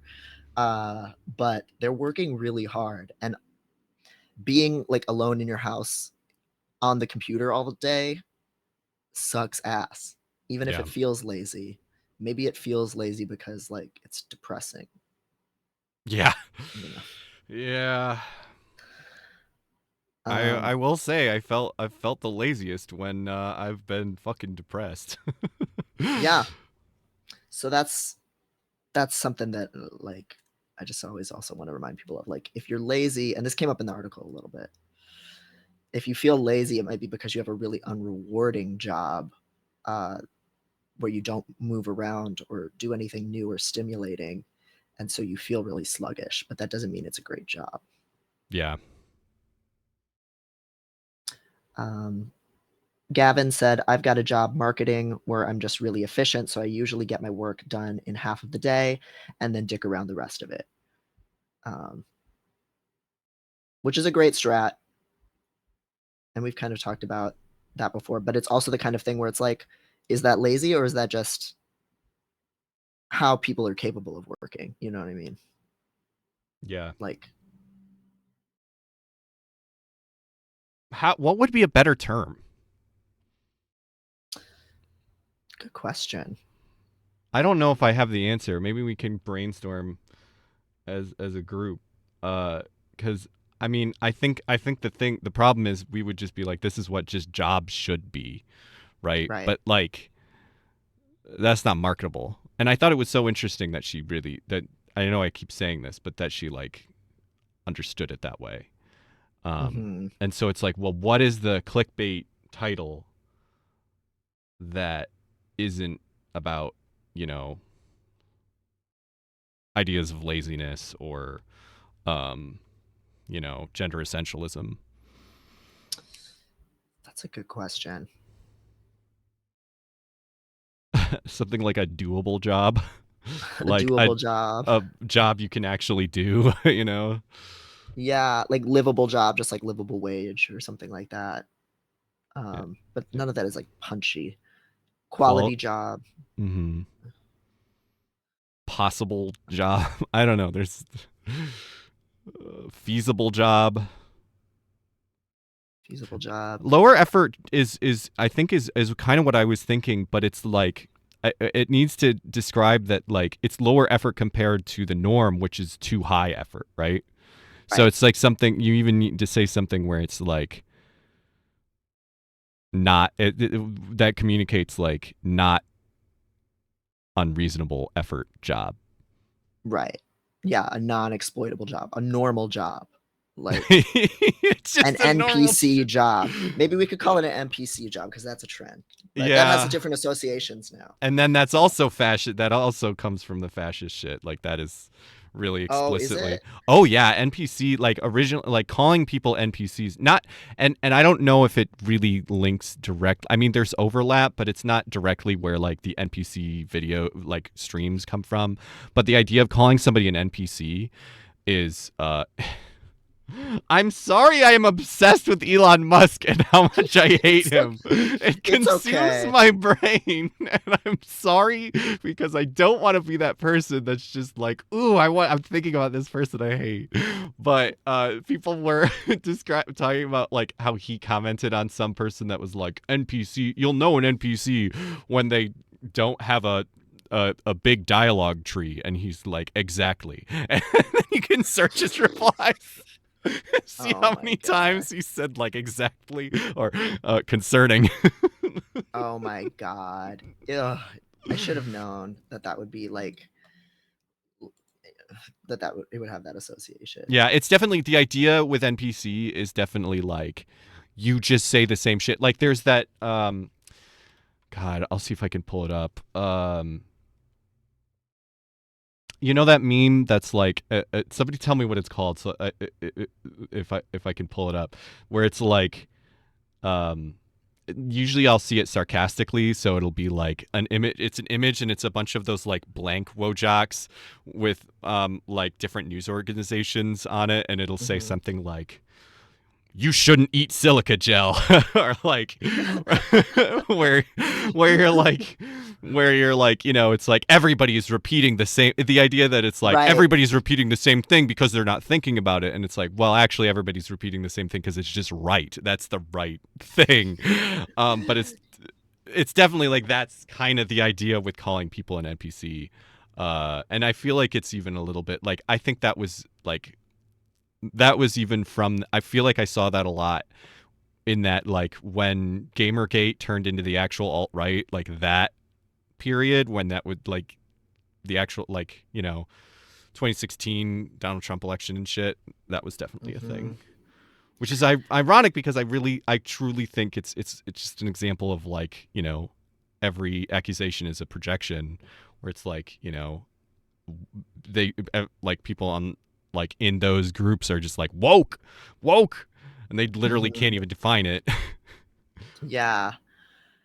Um, some of the messages in the chat are reminding me that there was a name for this before all of this shit happened, and it was bullshit job, which comes from David Mm, Graeber, who has a whole book, and that book was about how horrible and gutting it is to have a job that's meaningless. yeah, Which is very funny how we've come, and that book came out like, I don't know, 2018, 2019, and that book was all about people who have office jobs that are meaningless, where people even quit out of just sheer boredom and despair, and now yeah, that's like more the thing to like aspire to, which in some ways is based, but again, the gender piece is so interesting because that was not, I yeah. don't know, just neutral. It was like a lot of middle managers had bullshit jobs. And I think it's also it's just frustrating because it's like we should be dreaming so much higher than this.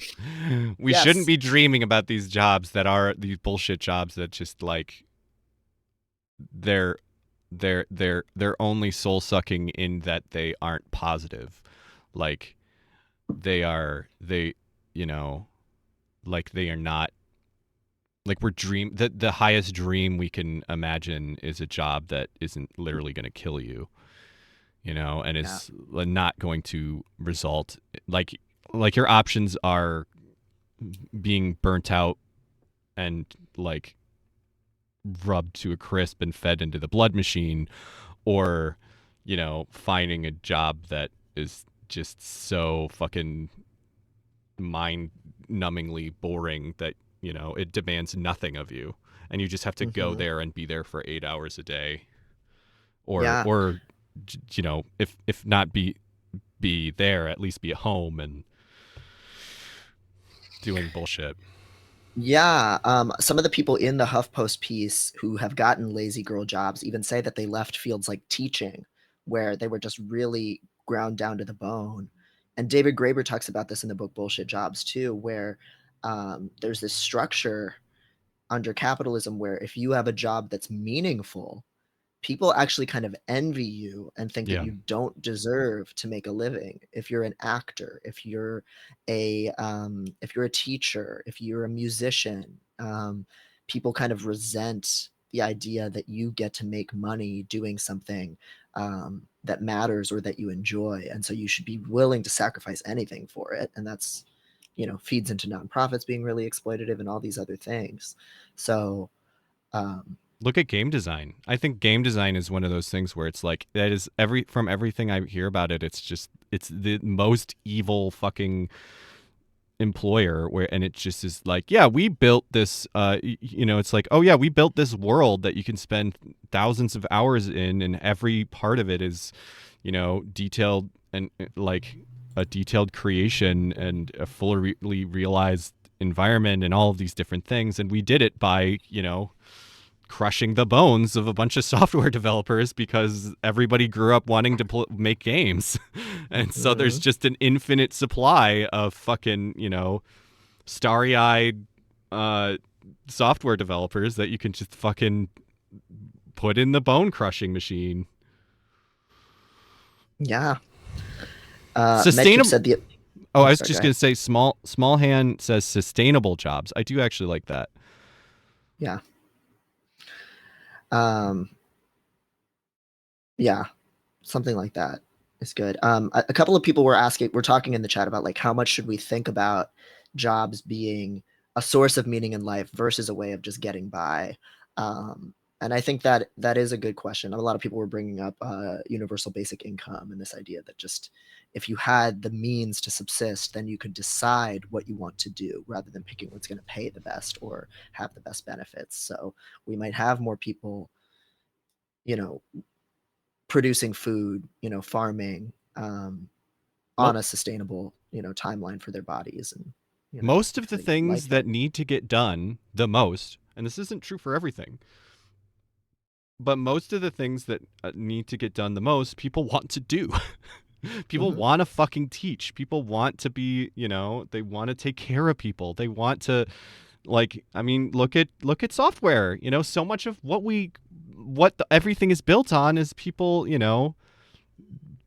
doing all that shit in their free time and huge amounts of like open source effort. That is just because people are fucking interested in doing it. And Mhm. I really do think, I mean, that is very much, that's kind of the anarchist part of me where it's like I think most shit would get people want to do. Like if they didn't have to worry about a job, most of the shit would just get done. I don't think I'm not Right. the kind of person that thinks literally everything would get done. Yeah. Yeah. That Callisto just brought that up. It's the old under communism, you will be in the coal mines fallacy. It's Right. like, first of all, people probably wouldn't be in the coal mines all the fucking time. Like when we Right. look at how most humans have lived, people rotate through labor and share labor. And also our footprint wouldn't be so large that we would need people to be in the coal mines all the time on the same level, like the industrial production. We just waste so much right now that it forces people to work more Yeah. than actually is necessary. But all of human history is just a testament to the fact that people are silly little guys that want to make things and do things And learn. and learn. Yeah. um I just finished reading David Graeber's last book before he died with David Ranguro, Dawn of Everything, which is Yeah. all like cultural anthropology, and like even humans who were hunter gatherers, a lot of them engaged in what they call play farming. So people would farm just like for fun, Yeah. like Yeah. so even the things that like people talk about, like, oh, in communism, you'll be forced to farm, you won't get to be a poet. It's like maybe you'll do both, because those are both actually kind of rewarding things when it's not like backbreaking Yeah. labor. Yeah. Cooper is being very cute today. Aw, does he need love? He was very scared. There were thunderstorms the past 2 nights, and he was very scared. Oh, so sweet. Oh, Yeah. sweet baby. um And yeah, the other thing that's kind of just missing in this whole conversation about lazy girl jobs, and something that was not present in the piece that I did talk to the reporter about, was unionizing, Yeah. fucking collective bargaining. And I brought it up to the reporter, and I think she probably wasn't allowed to run it because I've often heard that. But it's one thing to look for your own lazy girl job and get tips for how to do it, and that's fine, you know. Like I want people to know that stuff, but the way we actually get treated well as workers is collectively demanding those conditions. Mm. It's not like the money isn't there. Yeah, Like, it's all in CEOs' pockets. yeah. CEOs that are making all of these stupid decisions based on whatever the fuck Elon Musk is doing today. Yes, and they're bleeding so much money in the pursuit of growth or to seem like badass or whatever. Right. And that money could be going to the workers. That money is the workers, I should say. Yeah. Yeah. are lazy girls jobs. Ugh.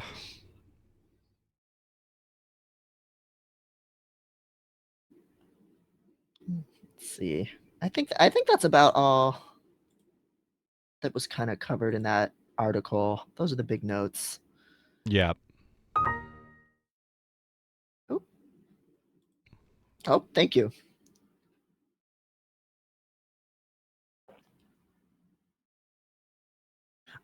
Someone in the chat did ask, do I have any resources on how do you find a job that can live for you as a autistic person? I do. It's on fucking Medium. God damn it. It's called Career Discernment and Workplace Self-Advocacy for Autistics. That's it in the chat. Let me put it into archive.is so you can get past the paywall for it and read it. And I will move this over to Substack. Because I do think there's both. We need to collectively demand better. We need universal basic income or something like that. But also, we're trying to survive right now, and we can talk about strats for how to do that kind of stuff, and that's fine. Yeah. Oh, and we also got an anti-posture check. I don't know. Oh shit. This is like damn near a posture collar. I like. Yeah. I like can't slouch. That's great. Yeah. Is it? How's your neck feeling? Good. I wasn't worrying about hurting my neck. I was worried it was going to get too hot. But I'm sitting because I've worn it out and it's like it gets hot so fucking fast. But I'm sitting still, so we'll see if I get literally sweaty when I'm fighting mechs in Armored Core. Oh yes. Is there a long boy? Long boy is a very good username. Is there a bit of a cynical nature to it, like BS jobs coming into vogue, related to it being hard to be exploited for the rest of your life? The choice between listless soul-sucking or physical sacrifice is a garbage one, and neither seems super sustainable in the long run. Even if the job is, quote, lazy, the time commitment of even pretending to work can be a lot and wear you down over time. Yeah. I think that actually could be part of it, too, where I think there's a big difference in doing a bullshit job in an office or doing it at home. Absolutely. Someone in the chat kind of had that insight that like maybe why bullshit jobs aren't soul sucking now is because a lot of them are work from home, so you can live your life instead of being stuck in an office doing nothing. Yeah. And not getting to live. I thought that was I think that's totally part of it. Yeah, but I think that even doing, like, I think that there is a part of it too where it's like even at home, like you're still doing the bullshit. You're still, like having to do this like a kind of a pointless job. Like so much of what those kinds of jobs require you to do is just like, stupid bullshit that somebody in management thought was a good idea based not on data but on what Elon Musk is doing today or whatever the fuck. So I don't think it's as easy as it could sound. Yeah, I think people at the first couple of months, and those are probably the people TikToking about it, they're like, wow, I don't have a manager breathing down my neck. This is so much easier. This is great. But it gets to you over time, which is part of what bullshit jobs that the book talks about is people just, they can't stand it.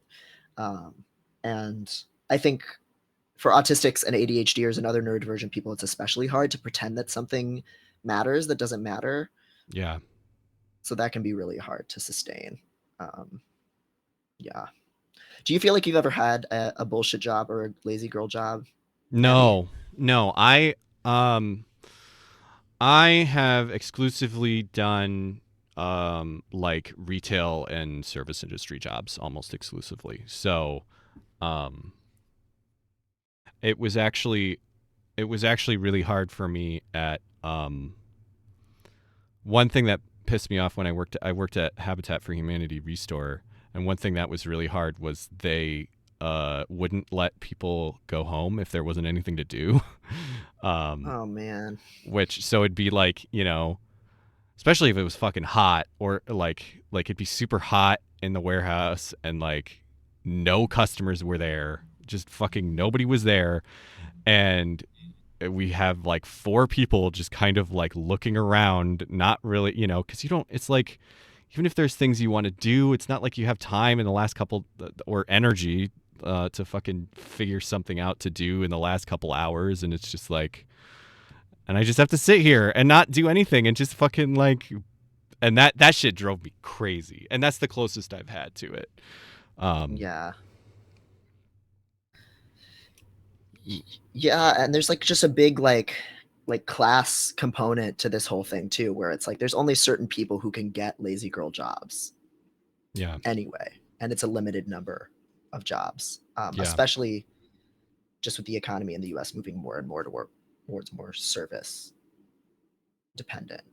Yep. So I feel like that's also an important piece to. And there's a huge piece too, where that I don't know if I even have like can like go into it completely, but just to like say it is like AI is such a huge part of this too, where it's possible a lot of this kind of work could start getting fucking automated. Megan, my spouse Megan, they were talking about how it's like the thing that they kind of played around with ChatGPT for their work a little bit, and it's like, oh yeah, if I need to write a bullshit email, ChatGPT is fucking great at that. Mhm. And it's like, I don't know, that's like a whole thing that I don't know if we can get in. It's just I don't even know if I know how that fits in all that stuff, but it's certainly a big kind of Majora's Mask moon hanging above all of us too. Literally, yeah. Yeah, because I have colleagues who are like, oh yeah, I use ChatGPT to write letters of recommendation for students and stuff like that. And it's like, I get it. It's boilerplate for the most part, but like, damn, that sucks. Yeah. And I really think we're going to be in a fully ChatGPT university where we have ChatGPT instructors grading ChatGPT papers before long. Yeah. It's scary how it pollutes the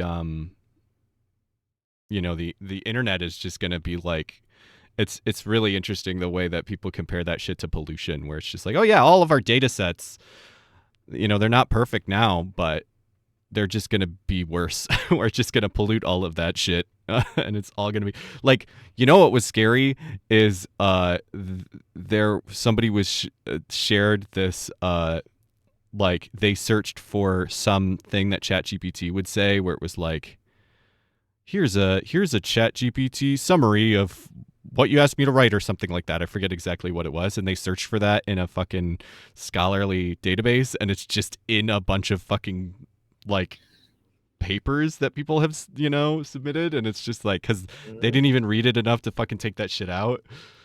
Right. It's fucked. I mean, and even before all of this started, there were peer-reviewed journals that were like scam journals that would just run whatever you sent them as long as you paid them. So somebody had an article and it's on Google Scholar, and it's just literally take me off of your fucking mailing list over and over again. It's like an abstract that says take me off of your mailing list, introduction, methods, conclusion. Take me off of your fucking mailing list over and over again. Oh my God. It's like, great.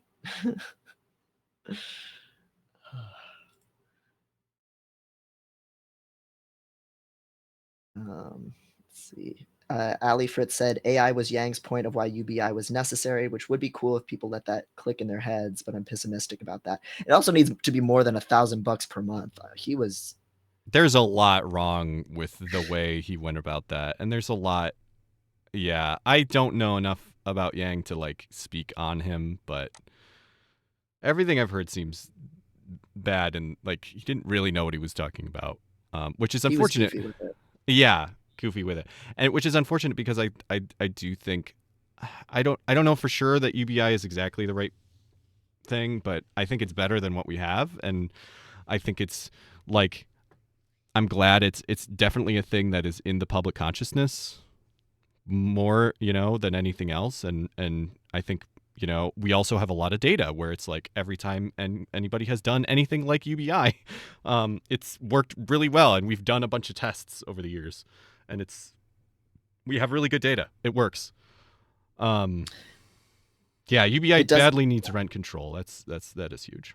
Absolutely. That was just what was on my mind too. That otherwise we just see weird inflation go crazy, and landlords take advantage of it. But yes, I think it can work.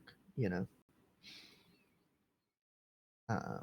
UBI, Vitriolink, UBI can only work if we abolish and destroy borders. Otherwise, it's just the global south subsidizing the global north through exploitation. Yeah, I think that's sounds good to me. Yeah, and I definitely think that is a huge part of this conversation, where it's like, look at how well Scandinavia does in some of these things, and it's like, oh yeah, well actually all those, you know, countries hugely benefit and can have and continue to benefit from, and Europe in general hugely continues to benefit from colonialization and colonialism.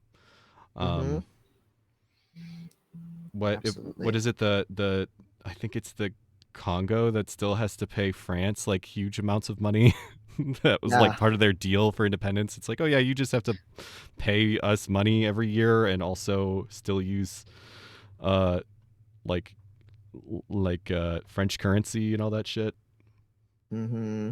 Yeah. Yeah, so much of Dawn of Everything, that book, is all about just kind of the evils of states as things, and how we didn't have the concept of a state until very, very recently in history. Like, we sometimes call things, like when we talk about the past, we'll say that, you know, England was a country in whatever the Middle Ages or something, but it wasn't, you know, like there was no concept of a state or like sovereignty, and people could just freely move, because the whatever leadership an area had, they didn't actually have enough power to like contain people or stop Right. them. Right. And that used to be one of the fundamental human freedoms, was the freedom to move and to find somewhere else to live where you could be taken care of by that society or become a member of that society. That's like what most of human history was like. And that really blew my fucking mind. Yeah.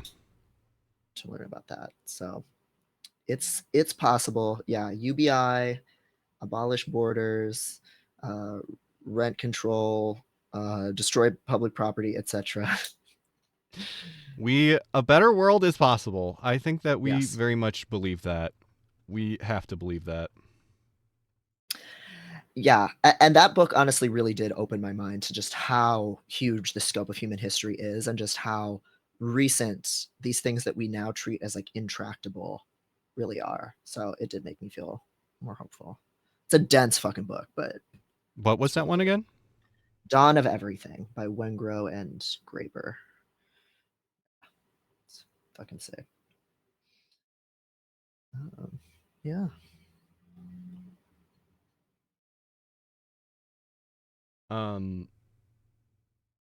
Vampires are creeps. Realize my current job literally could be a lazy girl job, except for my weird conditioning to make myself absolutely essential at work, which I've already achieved somewhat. So, like, giving more attention to stuff like this during the workday so I can keep slogging through the boring tasks. Yeah, I think Hell yeah. I think it is a really hard thing to not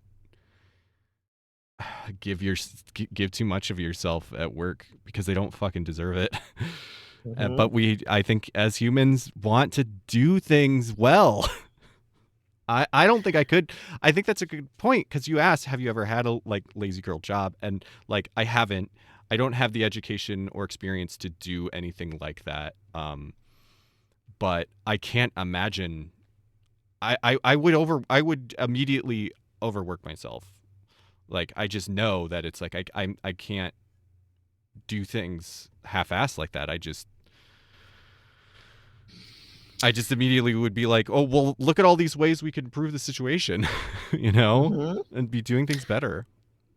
Yeah, and again, there's like class and privilege gradients in there, where it's like, you know, I look at the people who again do like admin work in my department, who tend to be people who resemble more what my background was like, also, you know, like people who are not from legacy academic families, right?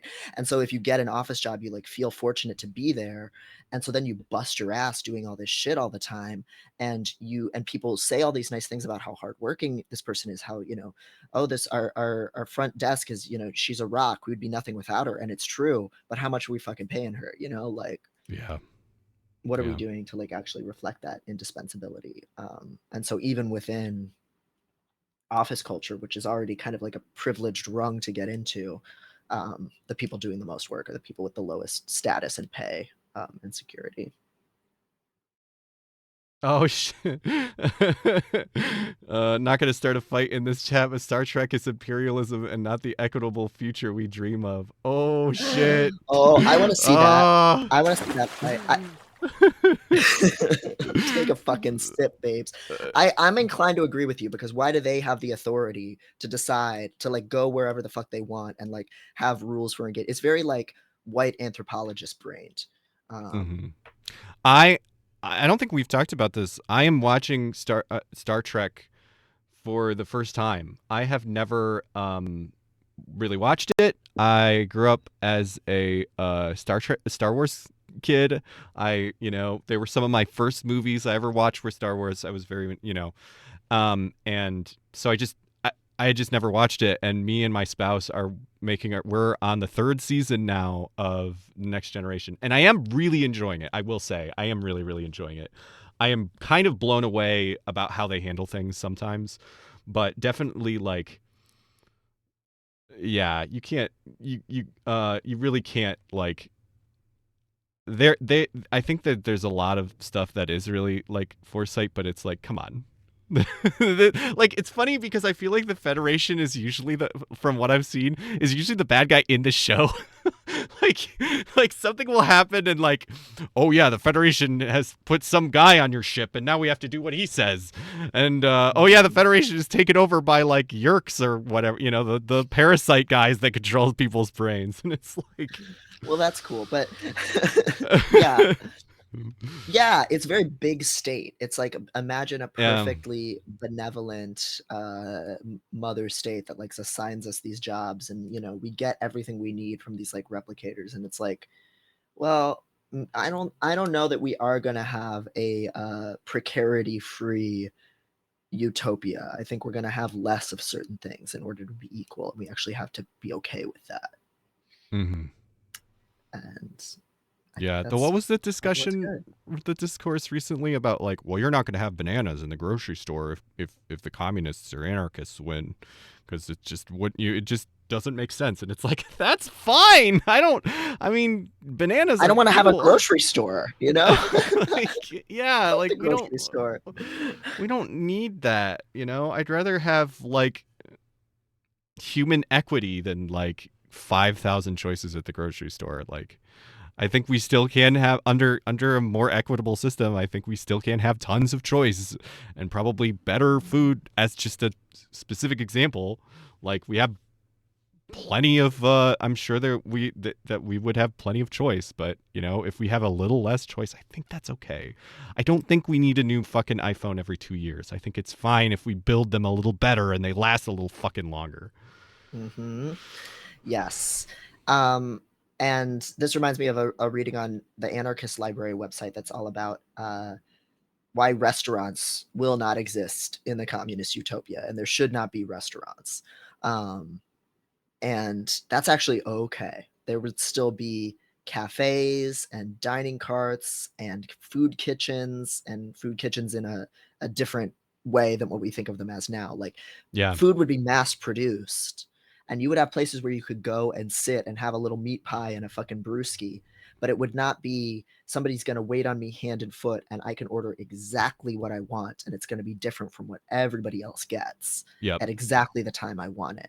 That is not a sustainable way of organizing human labor and food production. It's very, very wasteful and evil. And that's okay. Like, you would still be able to like sit outside and have a little croissant once in a while. Like, you could still have comfort, you know what I mean? Like, and also my understanding is most of human society, people didn't like cook at home the way that we do. Like, the expectation that you are supposed to like just fully like from like gathering the ingredients and cooking everything, and everybody is supposed to just do that on their own, is such like, Mhm. that's just not how society has worked most of the time. Mostly, like, people have eaten in a way more communal way. And like, so yeah, it's not like everybody's going to cook at home all the time and do all of their own food labor. It's like, no, we're going to do it in a way, but it's not going to look like restaurants like we have now. But also the idea that everyone is supposed to, like, if you're being responsible, financially responsible, you're supposed to do all of that labor yourself. That is so unreasonable, especially on top of the unreasonable fucking labor demands we have. Mm-hmm. Yeah, most houses historically did not have private kitchens in them. Instead, there was a whole separate building that people had kitchens for. Food carts have existed since ancient Rome. I'm going to put in a Jacobin article about this called A Plea for Culinary Modernism. This shit freaked my bean when I first read it. It absolutely freaked my bean. People have been getting gyros on a street corner since as long as there's been fire and people and God. goats. As Like, is right. There's nothing better than fucking getting like, you know, getting some street food. That's yes. humanity, baby. That's what we need to be doing. Street meat. Oh. Street meat. When I was in Jackson Heights in New York, I saw this woman who was just grilling corns on like a shopping cart with like some flames in it, and it was like, yes. There's no way that this has a license to be distributed. Like you just did this shit, and this is how it should be. You know, like all the you're a pillar of the community. All the conservatives are so upset about fucking these illegals are coming in and they're selling food on our in the New York subway. It's like, baby, that's the shit. That's the best. I thought y'all were libertarians. Like, what the fuck? Like, come on. Oh, this is girl dinner. This is the perfect transition to girl dinner. Before we talk about girl dinner, we're talking about real dinner and snack, and just the amount of like subjugation of women in families and nuclear family that was created by saying you have to cook every meal just for yourself and your small family at home, when it is so much better to mass produce this shit. And it was just built into how people organize themselves just naturally, you know. A better world already existed, like many times Return. Return. Yes. All of this shit, the way we do all of this shit, capitalism as we know it is a new idea. All of this shit has not been around very long. That's right.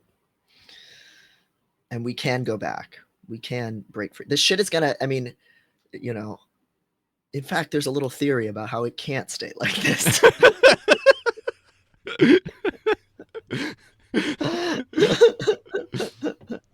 There's a certain womanifesto for girl dinner womanifesto. Yes.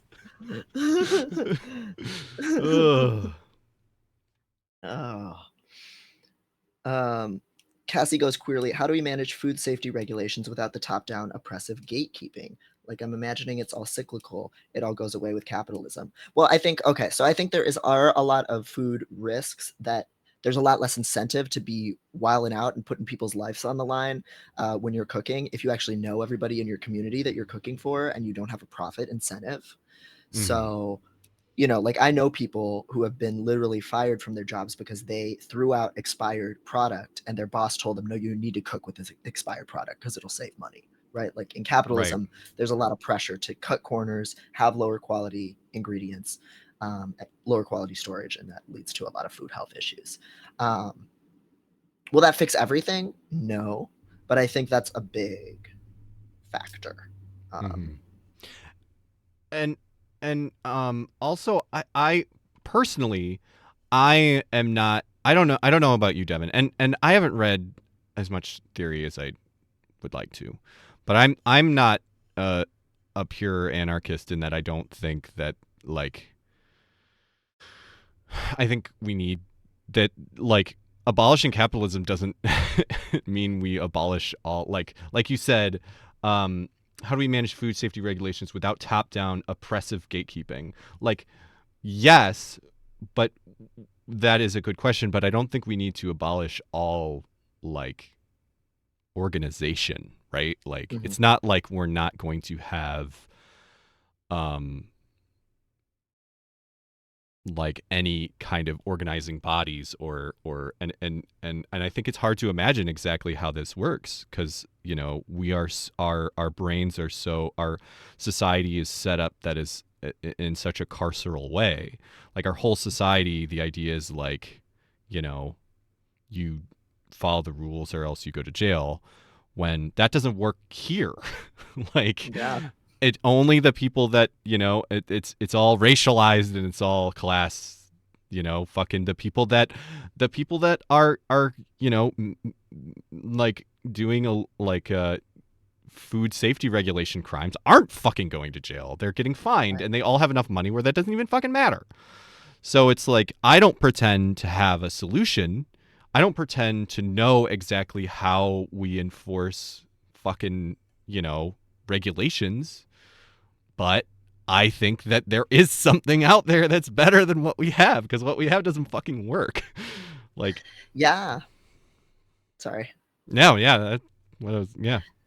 This is another thing that like Dawn of Everything freaked my bean about. I think that was really well said, that like that we associate certain things as always going together, like carceral with organization. And throughout most different human societies before like the rise of the state, um, sovereignty and administration were not tied together. So there were a lot of different human societies that had really good administration, and there were no cops, there were no kings, there were no leaders, there was no punishment.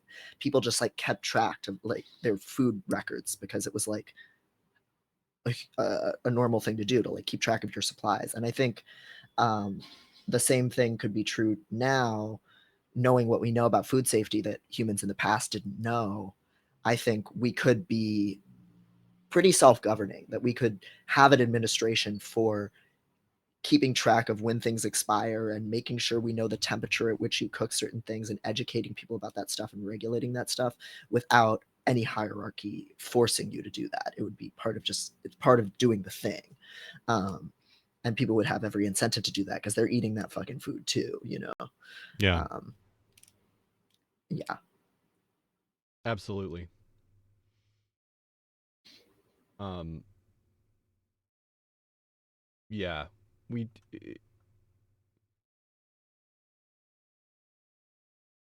There's a lot of good things in the chat, so I'm trying to parse all of them. Yeah. Yeah. People are having a really good going back and forth on it. And just because there's so much great conversation, I'll fucking throw the Discord link on screen again Yes.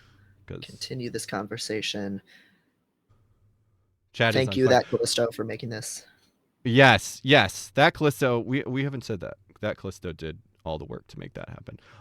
Oh yeah, chat is on fire, and partly because we've got a great turnout today. We had like 60 Yeah. people earlier, and we've got Yeah. 50 now. So I don't know. I don't know what we did, but great turnout, and it's always very cool when we have more people and all the new people are like, fucking making banger points. Yes. Um, Vitriolink had something about this. Capitalist entities are closed, while a community approach would mean more people will oversee and discuss best practices for their communities. That too. And that really does pay off in the end. Like, there's no reason for somebody to be like, I'm going to assert my opinion. I think we should cook meat in a way that kills you. You know what I mean? Like, Yeah, there's nothing to be gained from doing that. So it's not that the best ideas always win out or anything, but like, it's a collective effort, and that's how people share knowledge and learn and have investment. So there's just, again, there's a lot more reasons to cook in a non fucked up way, and for everyone to see what's happening and to have a vested strategy in it. Because as a lot of people mentioned in the chat, home cooking practices are really unsanitary. And again, yeah. part of that is people are not prepared, they don't have the equipment, um, and they're cooking it. It's in the darkness of privacy, you know, and private property. So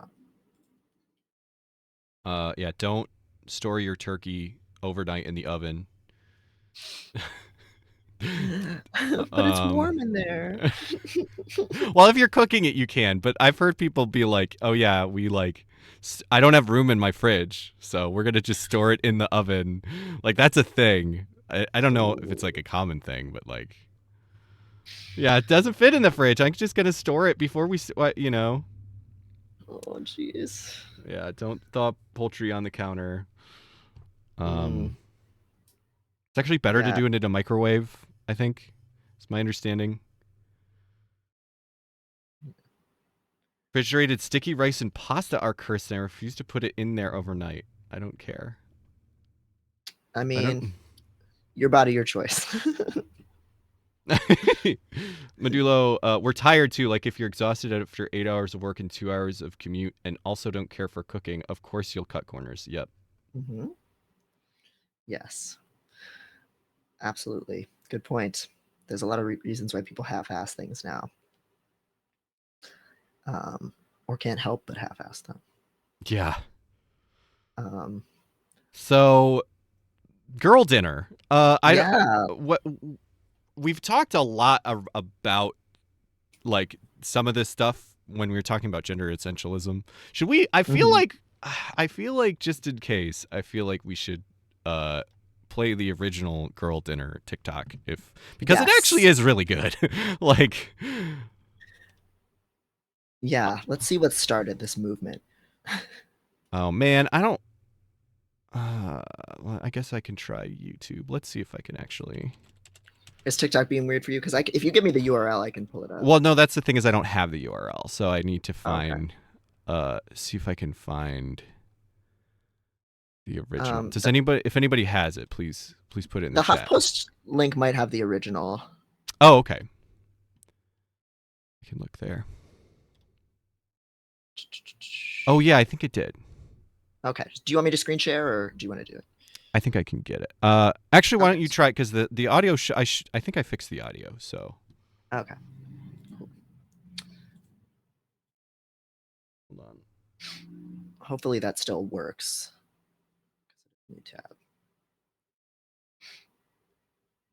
Yes. Okay, great. So we'll give this a try. Oh shit! No.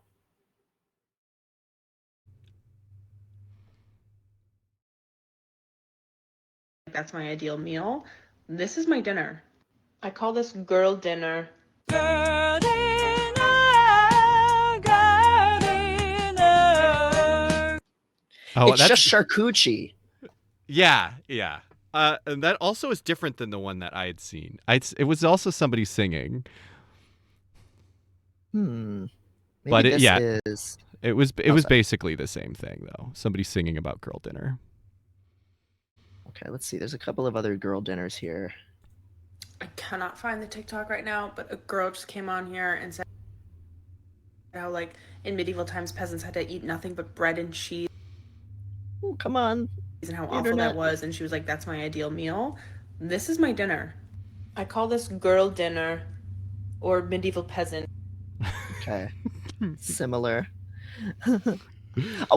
Which I've also learned medieval peasants had better diets than the aristocracy, nutritionally speaking. So, wow, that kind of does make sense.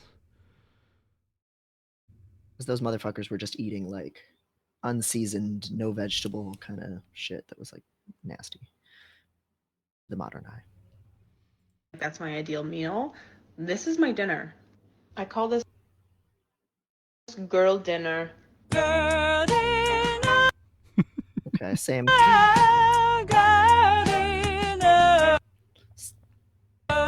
That's the remix. Idea. Yeah, that's the remix. The glitch core. Yeah, so none of those were the original, I guess. None of those were the ones I had seen, but they were basically similar. Yeah, that Callisto, it's like the white people meals trend in China. Oh my god, did you hear about that? Oh, I think so. Should I look that up on here? Yeah, you could try. Basically, see if you get anything. I'll white people meals or white. Yeah, it was basically like It was basically like super like unseasoned, just like the blandest food you can eat, and it's like the idea was like, yeah. Let's see what that one is. That one looks good. Meal is a big trend on Chinese social media, and I'm living for it. So it all started from some Chinese people got surprised by their Caucasian friend simple meals like this. Like we do respect any kind of lifestyle, but we just find this super interesting because Chinese people are so used to cook with a lot of different ingredients. So many people begin to share their own white people meals. So some people posted this and said, "White people meal, I got it. Your food can now be whiter than me." I'm meeting a deadline in college, so I innovated white people meal. Can someone please help me to check if my meal is standard white or not? Like, I'm leaving for the comments. White people like basking in the sun because they have to do photosynthesis. Even my True. rabbit will kick away the food. I got stomachache after seeing these pictures. Looks better than British cuisine. The portion is too big for a white person. It should be half or less. What is funnier is like some people even got addicted to white food. I mean, this one looks good. Like, what do you think of this? Oh my So recently, god. white people meal is First a of all, I love this person. I'm gonna give them a follow.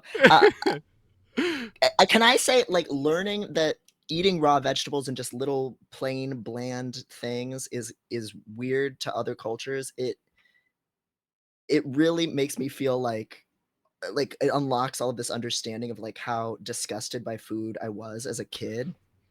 Like Yeah. as an autistic person, like I'm the type of autistic person who bland is really disgusting to me, and I just grew up around nothing but like the most disgusting white people food.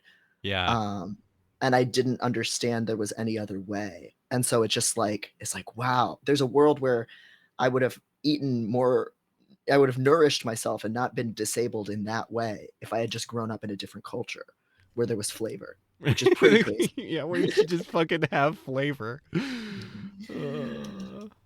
Ugh. Like I know the opposite is true for a lot of autistic people. They want something bland, but like, damn, Mhm. like wow, I could have had a spice. There was also a part of the white people food. I don't remember exactly how it was phrased, but it was like, "Oh yeah, you have to eat white people food because it'll make you better at business because it's not like distracting, like you're not being distracted by what you're eating." So it's like fucking business brain shit where it's like, and I think it was like the idea was like probably there were some people doing it unironically, but it was like mostly ironic of like, yeah, you can't be distracted by your food. You need to just eat shitty, easy to eat white people food because it's going to make you better at business. I think that's real though, because we go back to that aristocracy thing. It was like you don't season your food to prove how high quality your meats are, and like Uh, seasoning is a peasant thing. And now we have like this like clean eating trend bullshit that's just this very like white rich aspirational thing of like I'm just gonna eat a spinach with nothing on it because goop. I'm so clean and pure. Yeah, that's the goop food, right? Mm-hmm. Yeah, we've really fucked ourselves up. Being white is its own punishment sometimes. I have to bring up. I actually showed an edit of this to you, but I have to show the original. I know what you're about to pull up. Yes. This is pretty unrelated. But it's just so I think about it all the time. Let me see if I.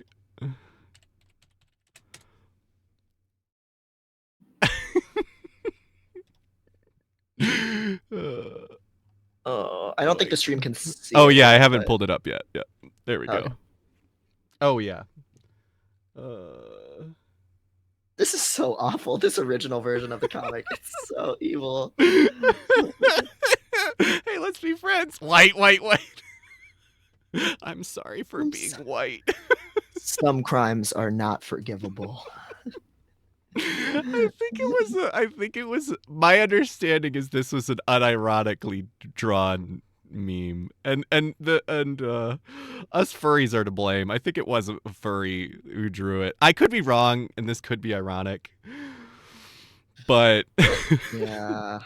Racist furries are definitely out there. So. and they have their own special flavor of ooh small racist. Mm-hmm. Yeah, so Oh, this is very on brand. I'm sorry for being Yeah. white.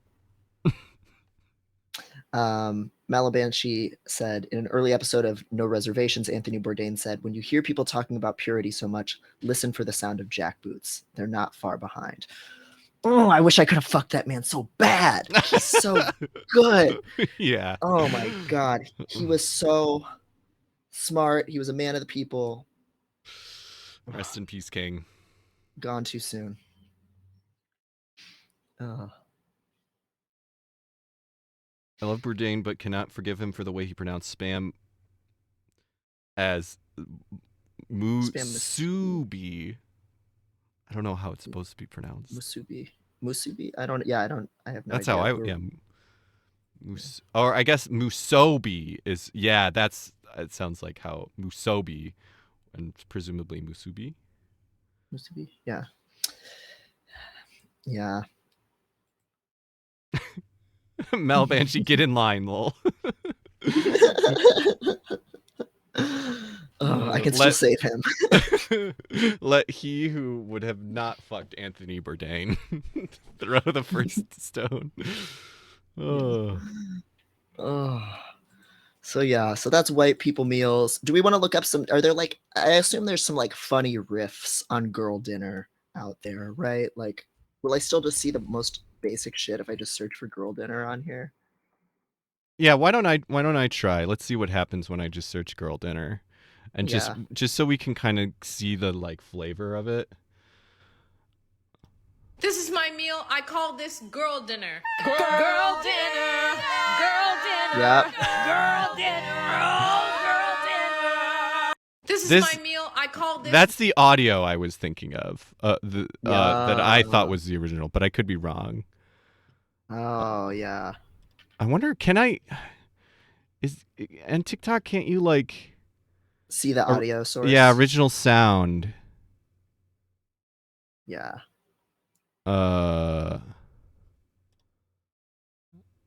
Yeah, see, this is the person who made. Dinner. This is my meal. I call this girl dinner. Girl dinner.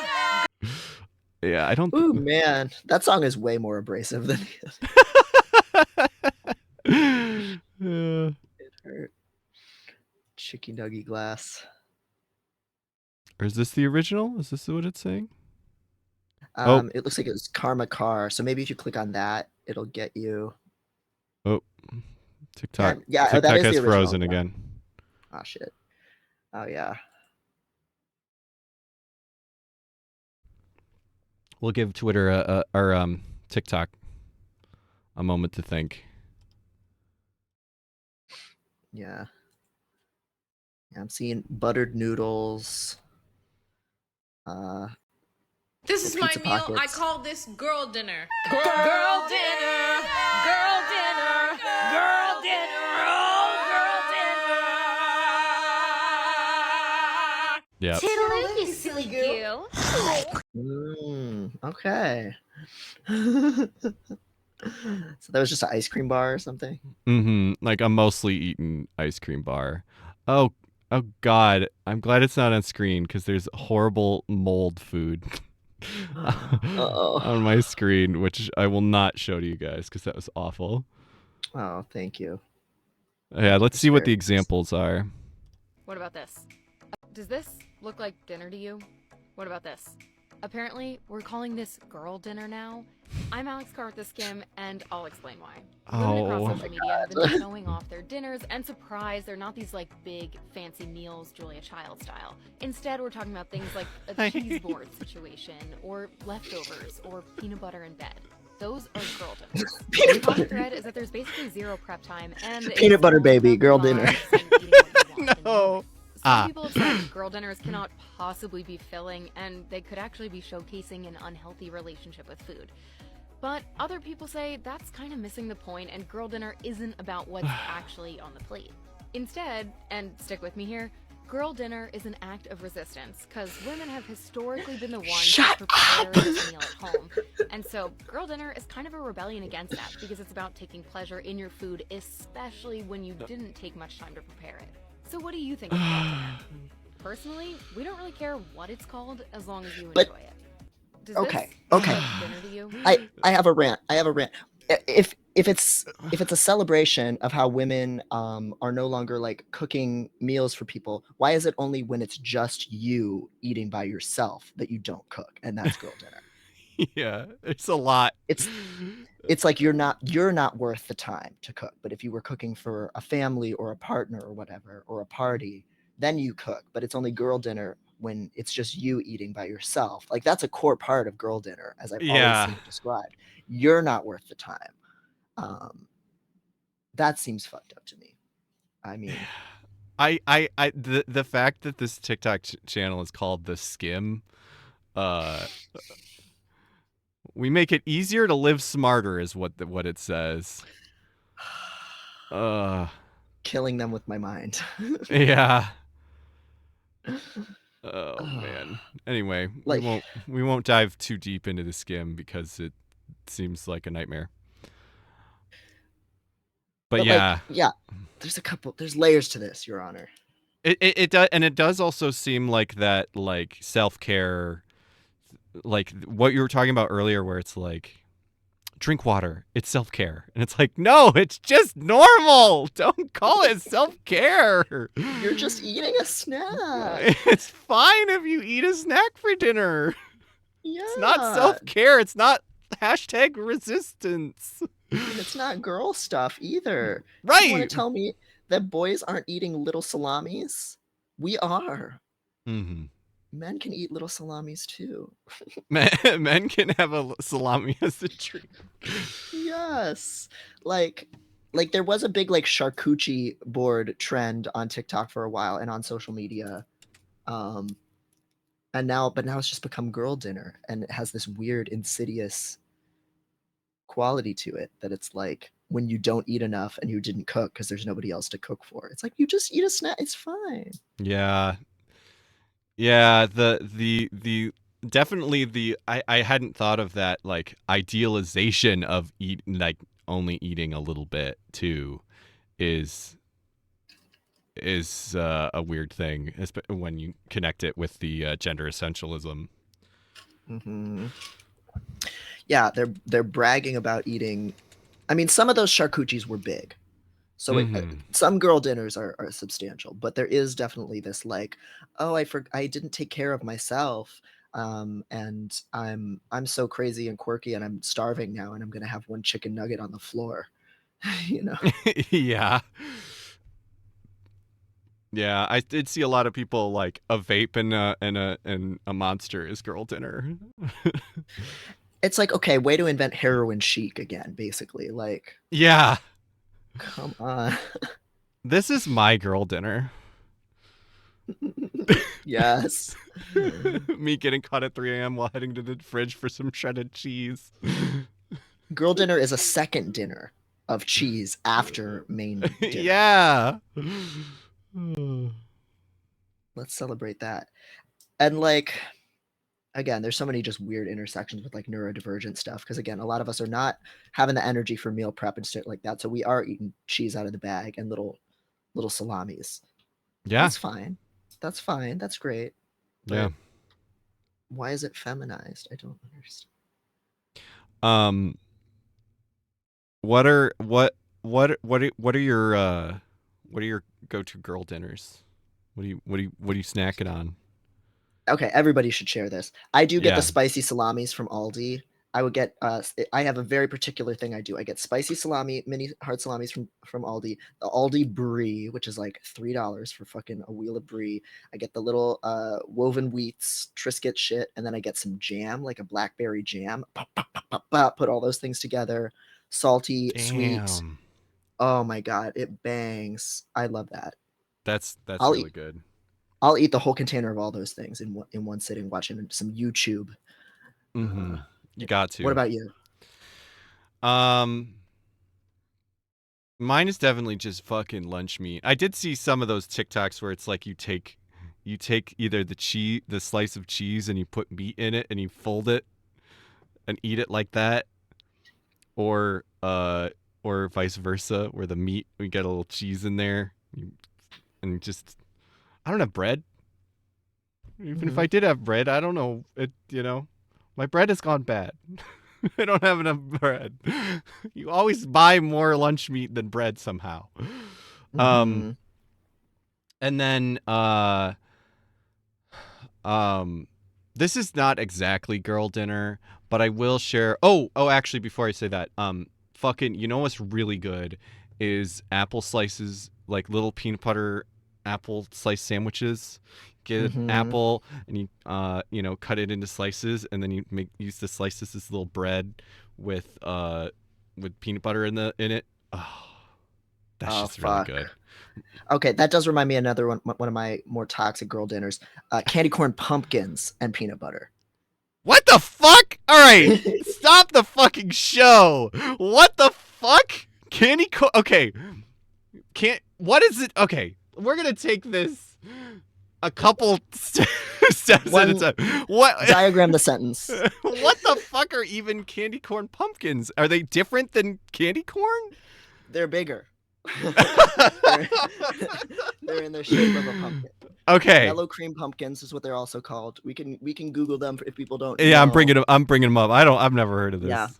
Yeah. Pull up the picture of the gorilla. Jamie, pull up that picture of the candy corn pumpkin. Okay, all right. Yeah, they're bigger than a candy corn. So which makes them dinner. And then you put peanut butter on these? I've been doing this for years. I especially like to get the good peanut butter where the oil is separated. It's just, so I'll even just do it with the oil. I can't. Okay, I'm a candy corn apologist.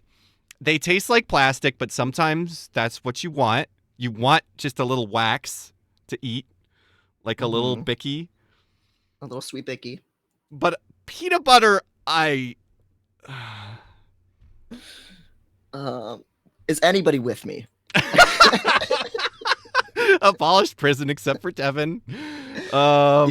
Is anyone with me in the chat? If you would eat a candy corn pumpkin with peanut butter, please tell me, because I feel somebody like just followed. I love you. Who was that? Because vampires are creeps. I'm so glad this is what got you to follow. Oh my god. Like and subscribe for this fucking content. The woke moralists are trying to stop me. Up yours, woke moralists.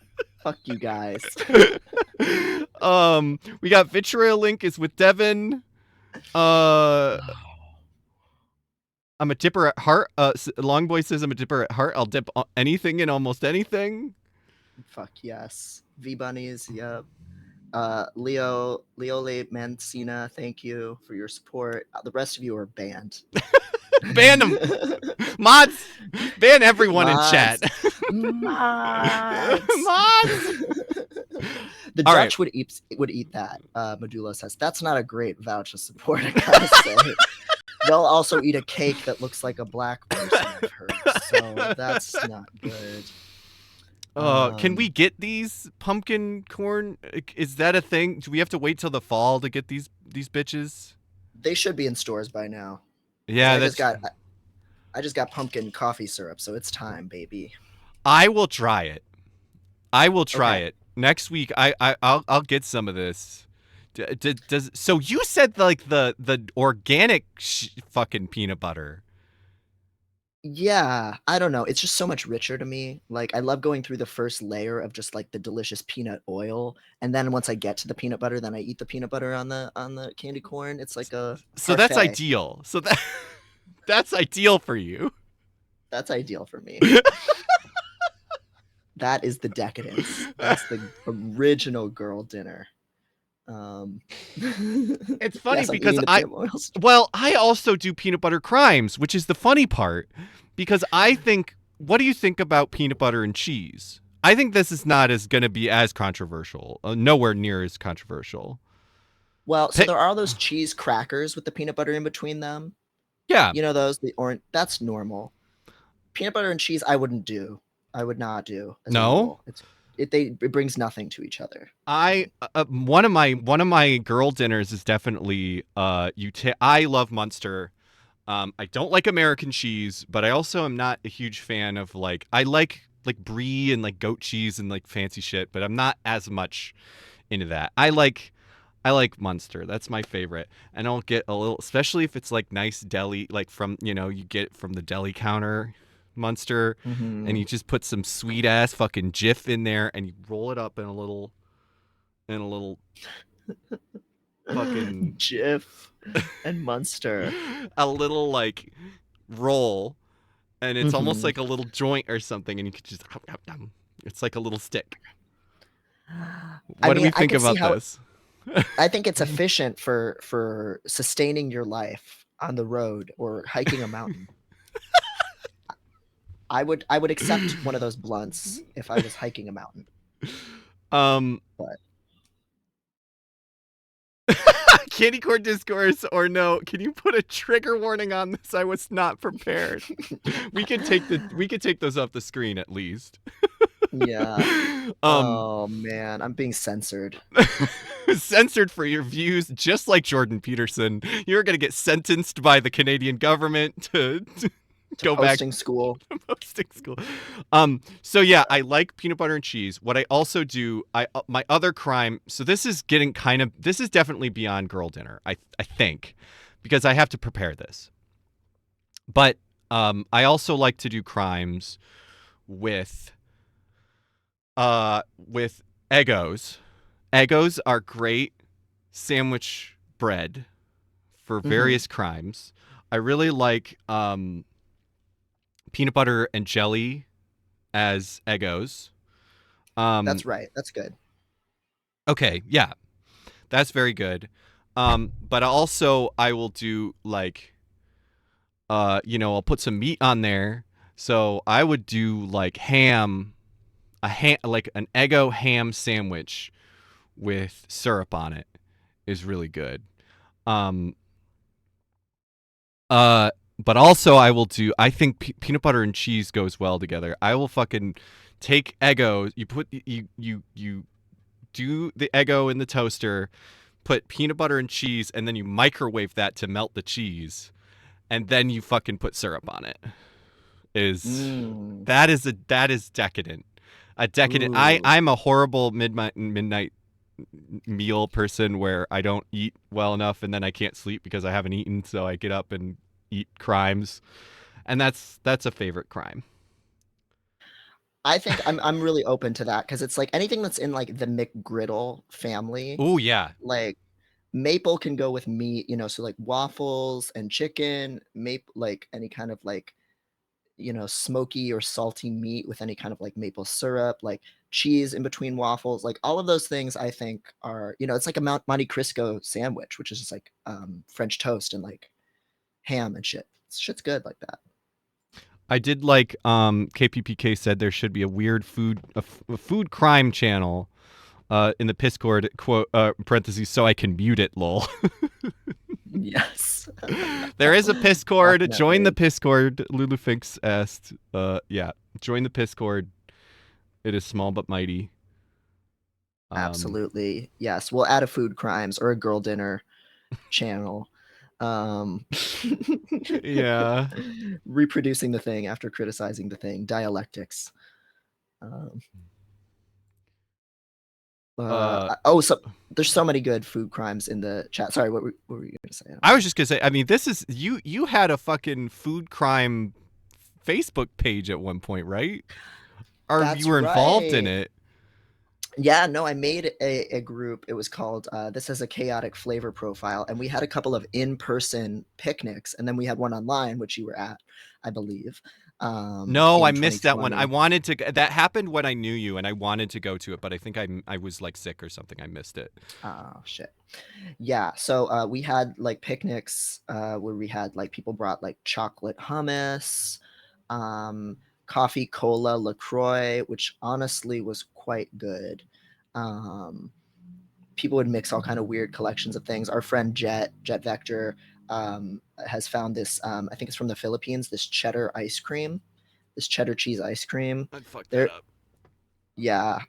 they're a big fan of chaotic combinations of food. It's a shame they're not here right now to share the fucked up things they do. Yeah. We should Trans dinner. Yeah, I liked transgender dinner. Yes. Yeah, that Callisto, please, if you're able to, please make a transgender dinner channel right now. Yes. I like that. God bless. Yes. Oh, thank you so much, that Callisto. You're the wind beneath our wings.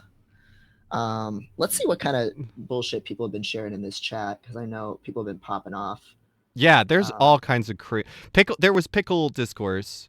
What was the pickle? There was a bunch of mustard. Somebody said mustard on pizza. I think that I've done that. That sounds good as hell. I don't even think it's weird. Like, that doesn't even sound weird to me at all.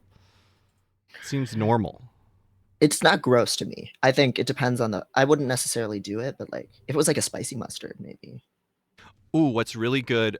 So many people probably know my ice cream, my fancy ice cream store lore. We had spicy honey as a topping. That shit was good. Good on ice cream. I have heard that there is an Indian pizza thing where you do spicy honey on pizza, which sounds really good. I think there are multiple in the area because I live in Michigan. I think there are multiple Indian pizza places that will do Indian pizza around here. I've never had it, but it sounds so fucking good, and I need to get it. There is a place in Wicker Park here that sells spicy honey packets. When you get your pizza slice, it's like $1 for a little spicy honey packet, or you can buy the bottle. It sounds so fucking good. I don't think they're Indian necessarily, but that's cool that's where that comes from. Butter chicken pizza. Oh, fuck. Someone, I can't find it going. There's too much good chat. Somebody tell me what the pickle discourse was. Was it pickle and peanut butter? That seems... that shit's good. Yeah? Into that? Yeah. I learned about it. This sucks because this is like a working class staple, but I learned about it through the New York Times food blog. Sorry. The fried peanut butter and pickle sandwich. I love that. Slap some sriracha on there. Okay. We're flying. Okay. Yeah. Chicago is also famous for having on the south side peppermint stick pickles. So you get the big deli pickle, you put peppermint stick in the middle of it. It's a salty, sweet, melty, cucumber mint flavor extravaganza, and that's kind of a southern Southside Chicago kind of thing. Fried pickles on pizza. That's normal and just sounds good as hell. Not discourse at all. Yeah. H Mart's Fresh Store brand white radish kimchi is made with Sprite, and they listed in the ingredients. Love them for that. Wow. God, I wish I had a closer H Mart. They fucking slap. Someone mentioned pickle and mustard on pizza. Yep. Totally fine. Normal and good. Blueberry bagel with smoked salmon, cream cheese, and lox. The blueberry is a little weird, but I think, again, that's like the meat and blackberry jam situation. That's kingly. My one thing I will not eat is fish. If I smell fish, I will feel nauseous. I can't eat I don't eat sushi because I feel like the fucking seaweed is too fishy. I'm wrong for this. I acknowledge that. I am totally wrong for this, but it's always been true. It actively makes me nauseous, so it's really hard to like experiment because I feel pretty good about there are a decent amount of things I don't like, but I feel pretty good about being able to like experiment with them. Fish, I don't want to feel nauseous, and so experimenting with a food that might make me feel nauseous is a much bigger deal. But so yeah, lox. Yes, that's a no-go for me. But I literally will do blueberry bagel with any. I don't care what, like. I know people are like particular about like. Don't want to have the sweet bagel for your not sweet bagel treat, but nah, fucking put meat on that shit. Yeah. Blueberry especially, I feel like can add a little bit of tartness, just like cranberry at Thanksgiving dinner. Like that's not gross. I'll do Chicago, cinnamon. I'll do fucking cinnamon. I'll if I'm gonna have like an egg and cheese sandwich or whatever, I'll fucking do cinnamon. I don't care. That shit's good. That's fine. Again, that's it. That's in the like McGriddle pantheon kind of. Right. Chicago Bagel Authority has a few sweet bagels that are like, like their cinnamon sugar bagel and then like some kind of sweet cream cheese, and then they'll put a cookie in the middle of it and like bananas and like all this crazy shit, and then they'll steam it. It's so decadent. I'm so hungry now, and I have to I have to raid myself after this. Oh my god, you're gonna have to actually girl dinner. I am. I'm gonna have to do something. I've had 2 breakfast tacos sitting next to me this whole time. Oh my god. And the sauce. So at some point, I'll probably horf that down as soon as we're done. Go back to the pumpkin candy corn for Maddie. No, it has actually been sitting here. You guys couldn't see it, but it's still been on my screen the whole time, and it's making me hungry. I like candy corn. I would fuck up some candy corn right now. So that's why it became a meal. You get some protein in there. You're not wrong. I don't know if I'm gonna like it. We're doing that next week, right? So we'll both see if we can find some candy corn pumpkins and oily natural peanut butter. And we encourage everybody. This is good that we're doing this. We're planning this on stream for next stream. I think we should totally also do just a straight up like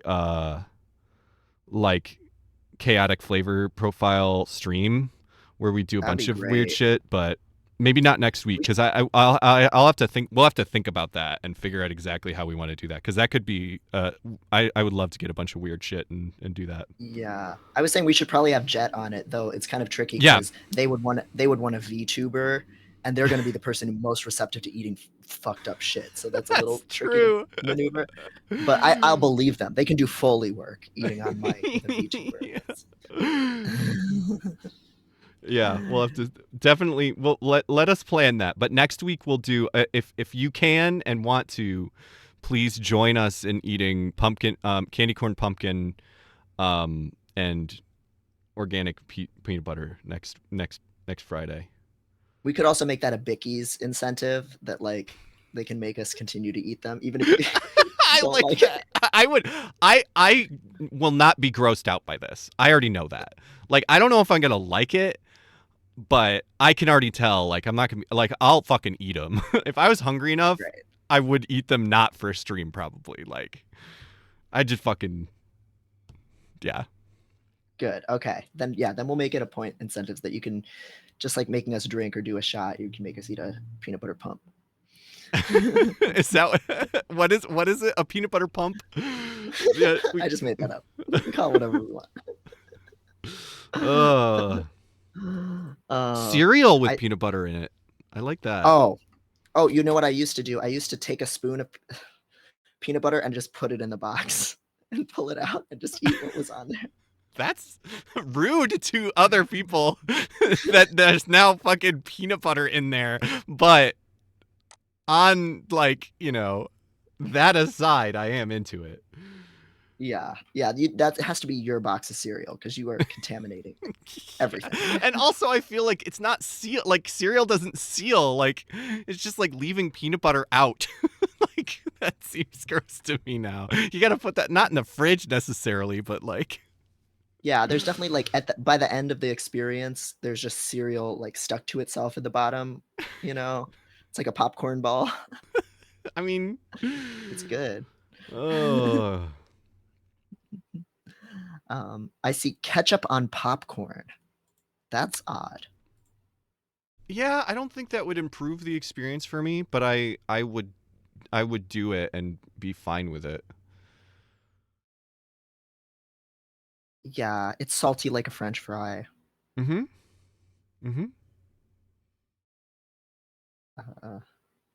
So, sorry, go ahead.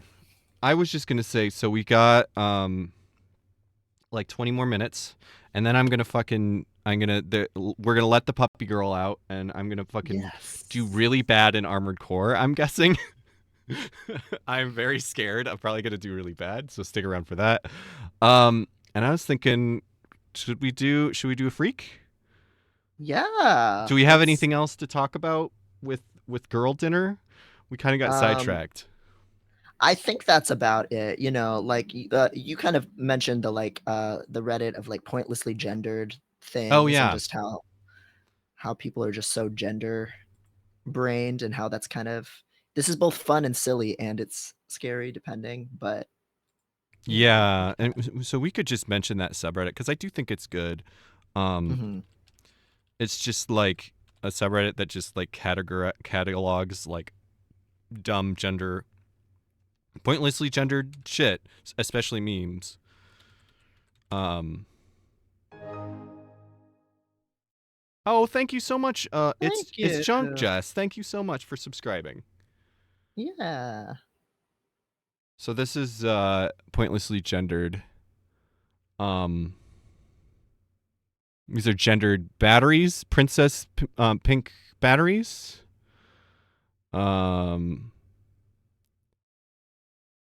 Here the bananas have to be gendered for this card. Let's go to top. They didn't give it tits though. They didn't. Banana tits. Probably one of the top ones is probably that I've ever seen. I don't know if it'll be here, but is the bone titties, where they had that like image of like two skeletons dead, and they had to give the woman titties. That shit's iconic. Yeah, going by top is not always the best examples. Oh my god, yeah, this is a really good example. Gents, do epic shit. Ladies, smile, you're losing weight. Oof. Oh, see, this is what girl dinner leads to. Yeah. This is the end of the pipeline. Yep, you're slut shaming an elephant for having boobs. This is okay, absolutely imperative that the audiences knows which one is girl wolf and which one is boy wolf. Studios every single time. Okay, wait, I got it. I hate that shit so much. And I also hate the phenomenon where, like, if two different types of dogs, like a pretty Cocker Spaniel girl, like has babies with like a mutt boy, like all the boys look like the dad, all the girls look like the mom. Oh, yeah, yeah. That shit's so annoying. Yeah. That's not how genetics works. Completely stopped listening to a genre of music because I wore pink. Yeah. So from weak. Lil Nas X. Yeah. So anyway, I feel like these examples are like not like when you go to top, it's not always like a great example of what the actual subreddit is. But anyway, that's a thing. It's just dumb. Yeah. Yep. Yeah, I always remember there were people on the chinchilla forums that were like, "Oh, I wish I had a girl chinchilla so I could give their cage pink fleece." Yeah, you put that the image in the Yeah, in the show notes. can I make this bigger just here? I guess I can. Yeah, I wish I had a girl chinchilla so I could create the Cajun pink. Quote, funny you say this, I'm a very anti-pink girl myself. However, as soon as I got my little girl chinchilla, I started buying pink fleece. So strange. It's like a religion. Yeah. With people. It really is. It's crazy. Oh, and also, Grimes is canonically admitted to being autistic. So somebody get Grimes unmasking autism. We'll just throw that in there. Yeah. Yeah, it's canon. We already knew, but like now she's saying it publicly on her main. I think it's probably too late to save her, but we can try. Yeah. Yep. So let's do a free to week.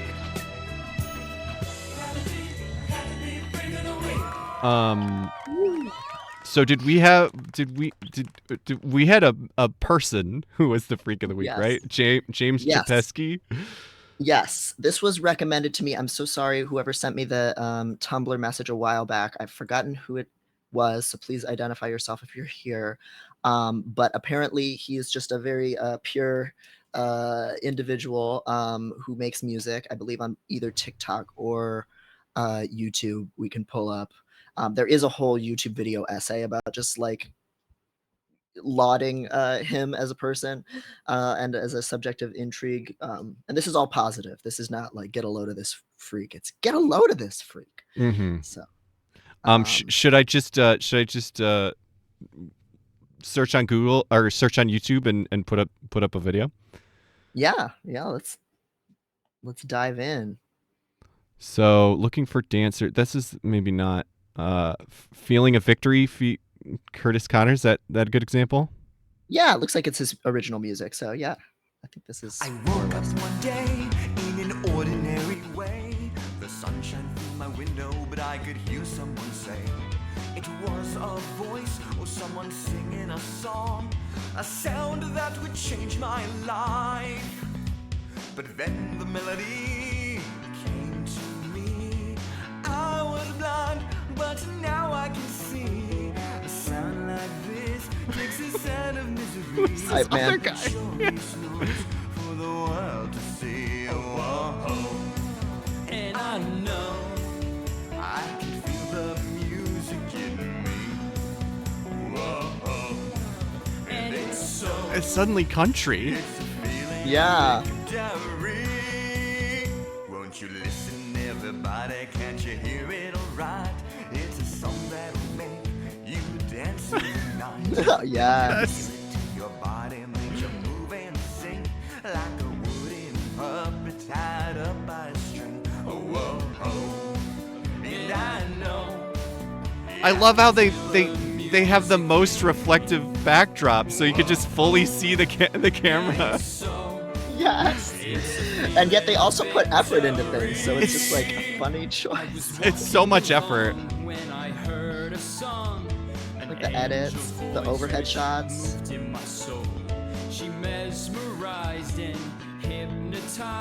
And the guy with the mullet looks more like it's more ironic, you know, with his style. Whereas Oh, yeah. James himself just looks so real. All right, let's sample a couple different things. Yeah. Man, that is just I've never seen such like it's just so it's really just he's just going for it, and I love it. Yeah. It's so earnest. I want to see Fairy in the Night. Yeah, Title. yep. Oh, J Music Records. Yes. Fuck yeah, James.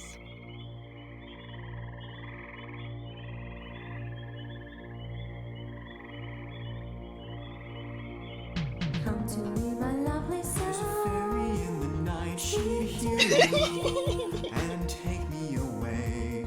I want to hear your sound. She would take It me almost in the dead of night.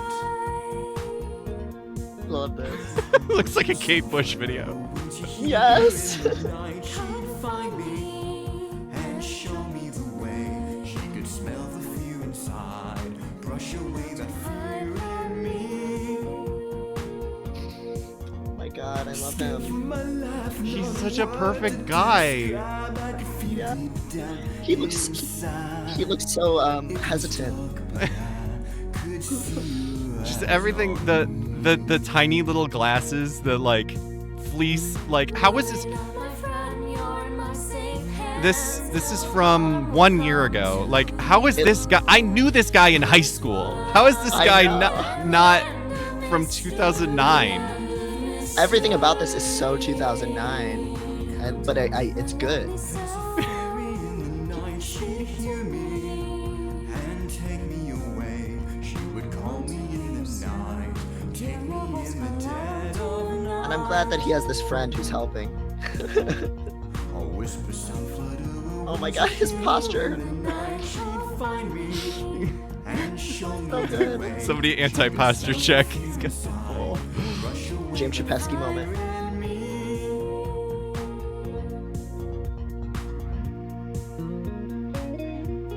Oh my god, there's the fucking guitar solo. Yes. Shredded. Yeah. Oh my god, the visual effects, yes. He's just waiting for his fairy waifu to come. Oh. Oh my god, Yes! Giving him the power! Magic. He deserves it. There's a fairy in the night, she'd hear me and take me away. She would call me The same movement every time he does that lyric. My boy.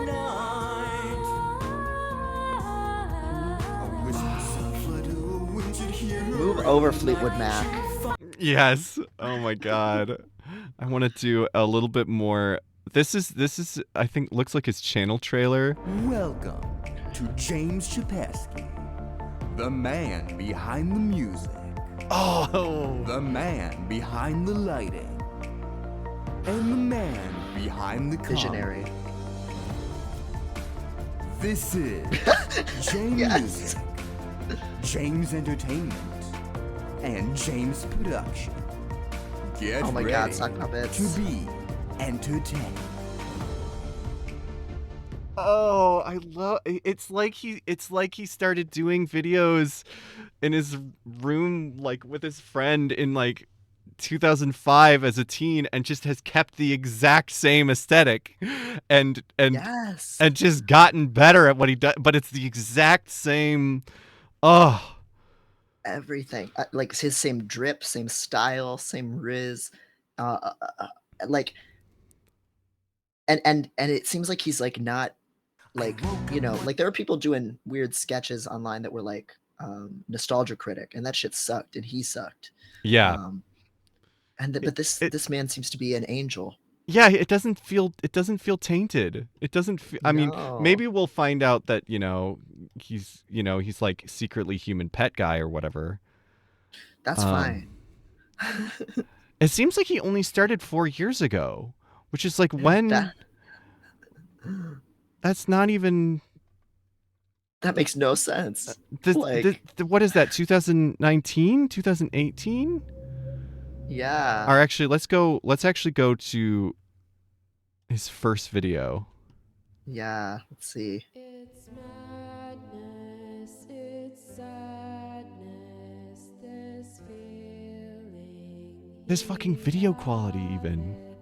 Yeah.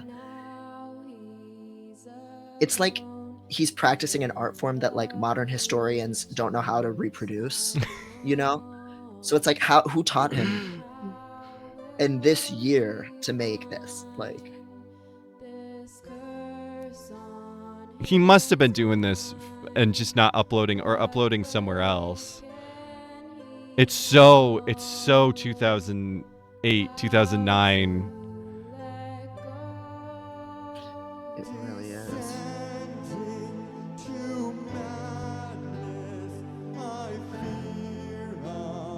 I love how expressive he is. Yes. I really do. He's fully doing it. Yes, that's what have been struggling to find the words to like the right word to describe. He is just, there's no holding back. It's very musical theater in a positive way. Yes.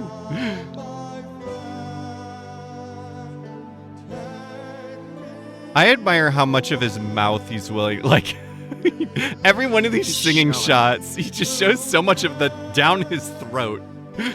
He's using the instrument. you know? Yes. He's not getting in his own way.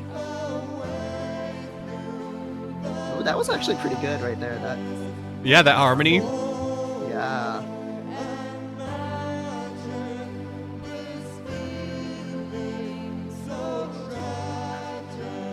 Another Chris Fleming Jr. Yeah.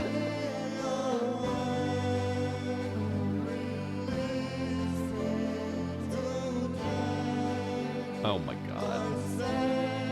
Oh my god. His website does say producing music since 2017. Yeah, let's leave this music going and look at this website, because holy shit. Yes. Hypnospace Outlaw. Fucking. Yeah. Great. Posters. He's Canadian, which really tracks to me somehow. Exceedingly explains it. Maybe he's just like, in like remote Saskatchewan or something. Founded in 2017. That seems so wild. Yeah. J Music has produced 4 studio albums, including The Way, J-Volution, Awakening, and Soar, all comprised of songs produced by James Chaps. I thought the K was silent. Chapsy? Chapesky. Maybe I just didn't hear it. Ugh. This is so sweet. Someone said, "Can we put him in the dollhouse?" Oh, that's really good. Oh. I'd almost be afraid that it would get back to him and he wouldn't know that it was a positive love thing. him. Yeah. Well, we should have him on. I would be down. Yeah, I don't know what I would ask him. I don't know that much about music, but or his career yet. But I feel like we could definitely book him. Probably. I hope. I don't know. He might be too good. He was probably too good for us. I do want a Fairy in the Night poster. Oh yeah, what was? Oh yeah, damn. Ugh.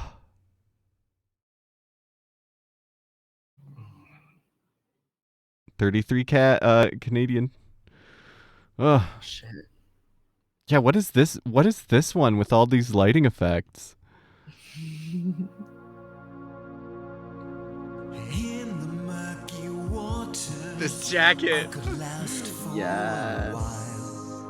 with you by my side, I could gaze upon your smile.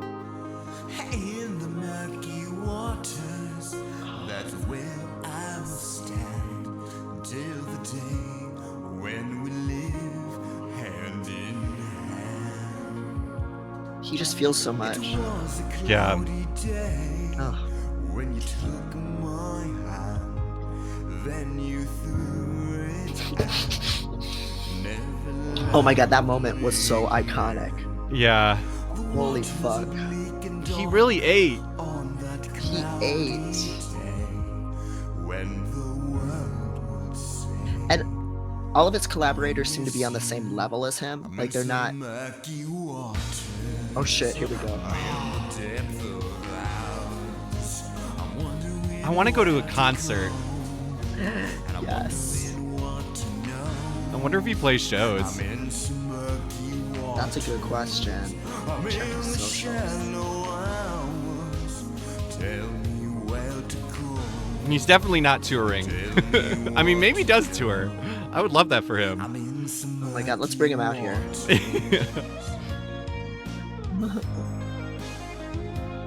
We got a lot of Chicago fans. How many people would go to a Chicago show? Yeah, let's make this happen.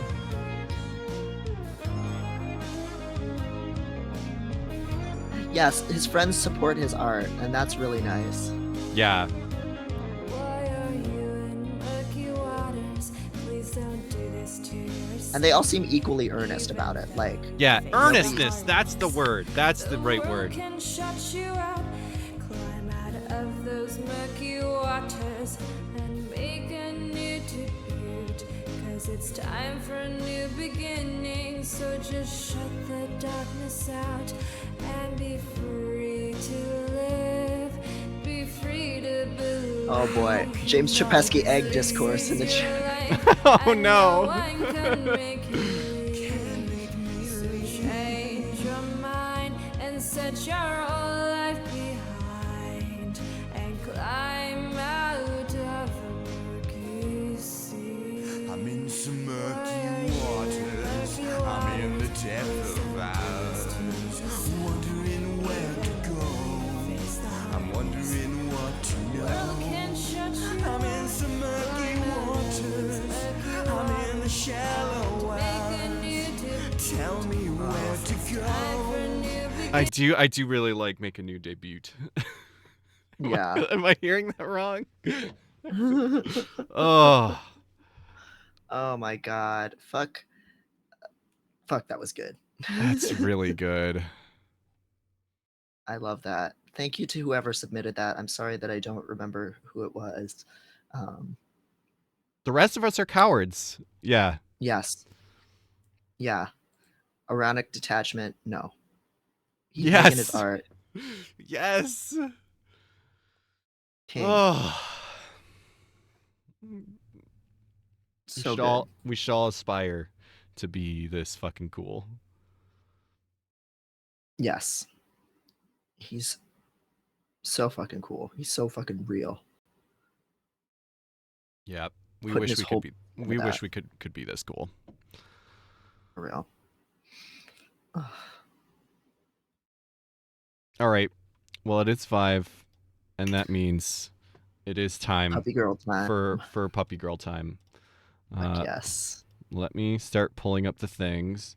Again, if you're not in the Discord, I think it's going to be really fun. Yes. It has been really fun. And there's so much good, like this. Oh God, sorry. Sorry, how do I stop it? Oh man. Oh God, everything is freezing. Oh my God. Oh no. Okay, oh, maybe. Did chat hear that, or was it just us? I think they did. Yeah. Nobody's yelling in the chat about it, so maybe they all died. But if you guys couldn't hear it, every sound cue played at once. Yep, that was that happens every time I open OBS, and it's every sound cue at once. Sorry, welcome to my twisted mind. I'm sorry, guys. I forgot that would happen. Oh man. But yeah, thank you so much for hanging out. Give me a second while I rating yourself is really weird. There's probably a better way to do it, but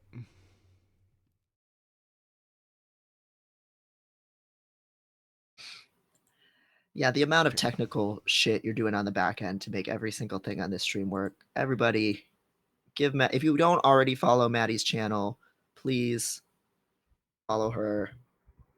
She does more evening streams and games right now. Her and her spouse Megan are playing Control. yes, working their way through that as well. We just started Control last night. We are going to play through all of that for sure. We are having a great time with it. It's very much like both of our shared aesthetic, and so that's really fun. And I'm gonna start playing Armored Core. I don't know if I'll play it through all of it because it's probably 1,000 hours, and I'm probably not gonna be very good at it. But we're gonna play a good chunk of it. So, all right. Let's see if I can do this. Transfer. And the Discord is for my stream too, so. Yes. Yeah. Any related to both shows, or to just see people that you see in the chat. Y'all have been so normal that I decided wild. a Discord. Yeah. There's been so few. One of the first things you said was you wanted a bumper that would be like, what was the one? And I never made it. It was like, it's like parasocial. Yeah, 4 yards. 10-yard penalty. Yeah. For being too weird. And I think that has happened like once or twice, and we didn't even ban them. We just ignored them, and they didn't continue. Yeah. Everybody's been like bringing lots of like really dope knowledge about like anarchist theory and shit and personal experiences, and helping each other find things, like helping each other out. Everything about it has been dope. So thank you to all of you for being so cool to interact with and for being here. Absolutely. All right, we're going to jump over. I might leave it on the whole screen for a second while I shove some kind of girl dinner in my face, and then we'll play some Armored Core. All right.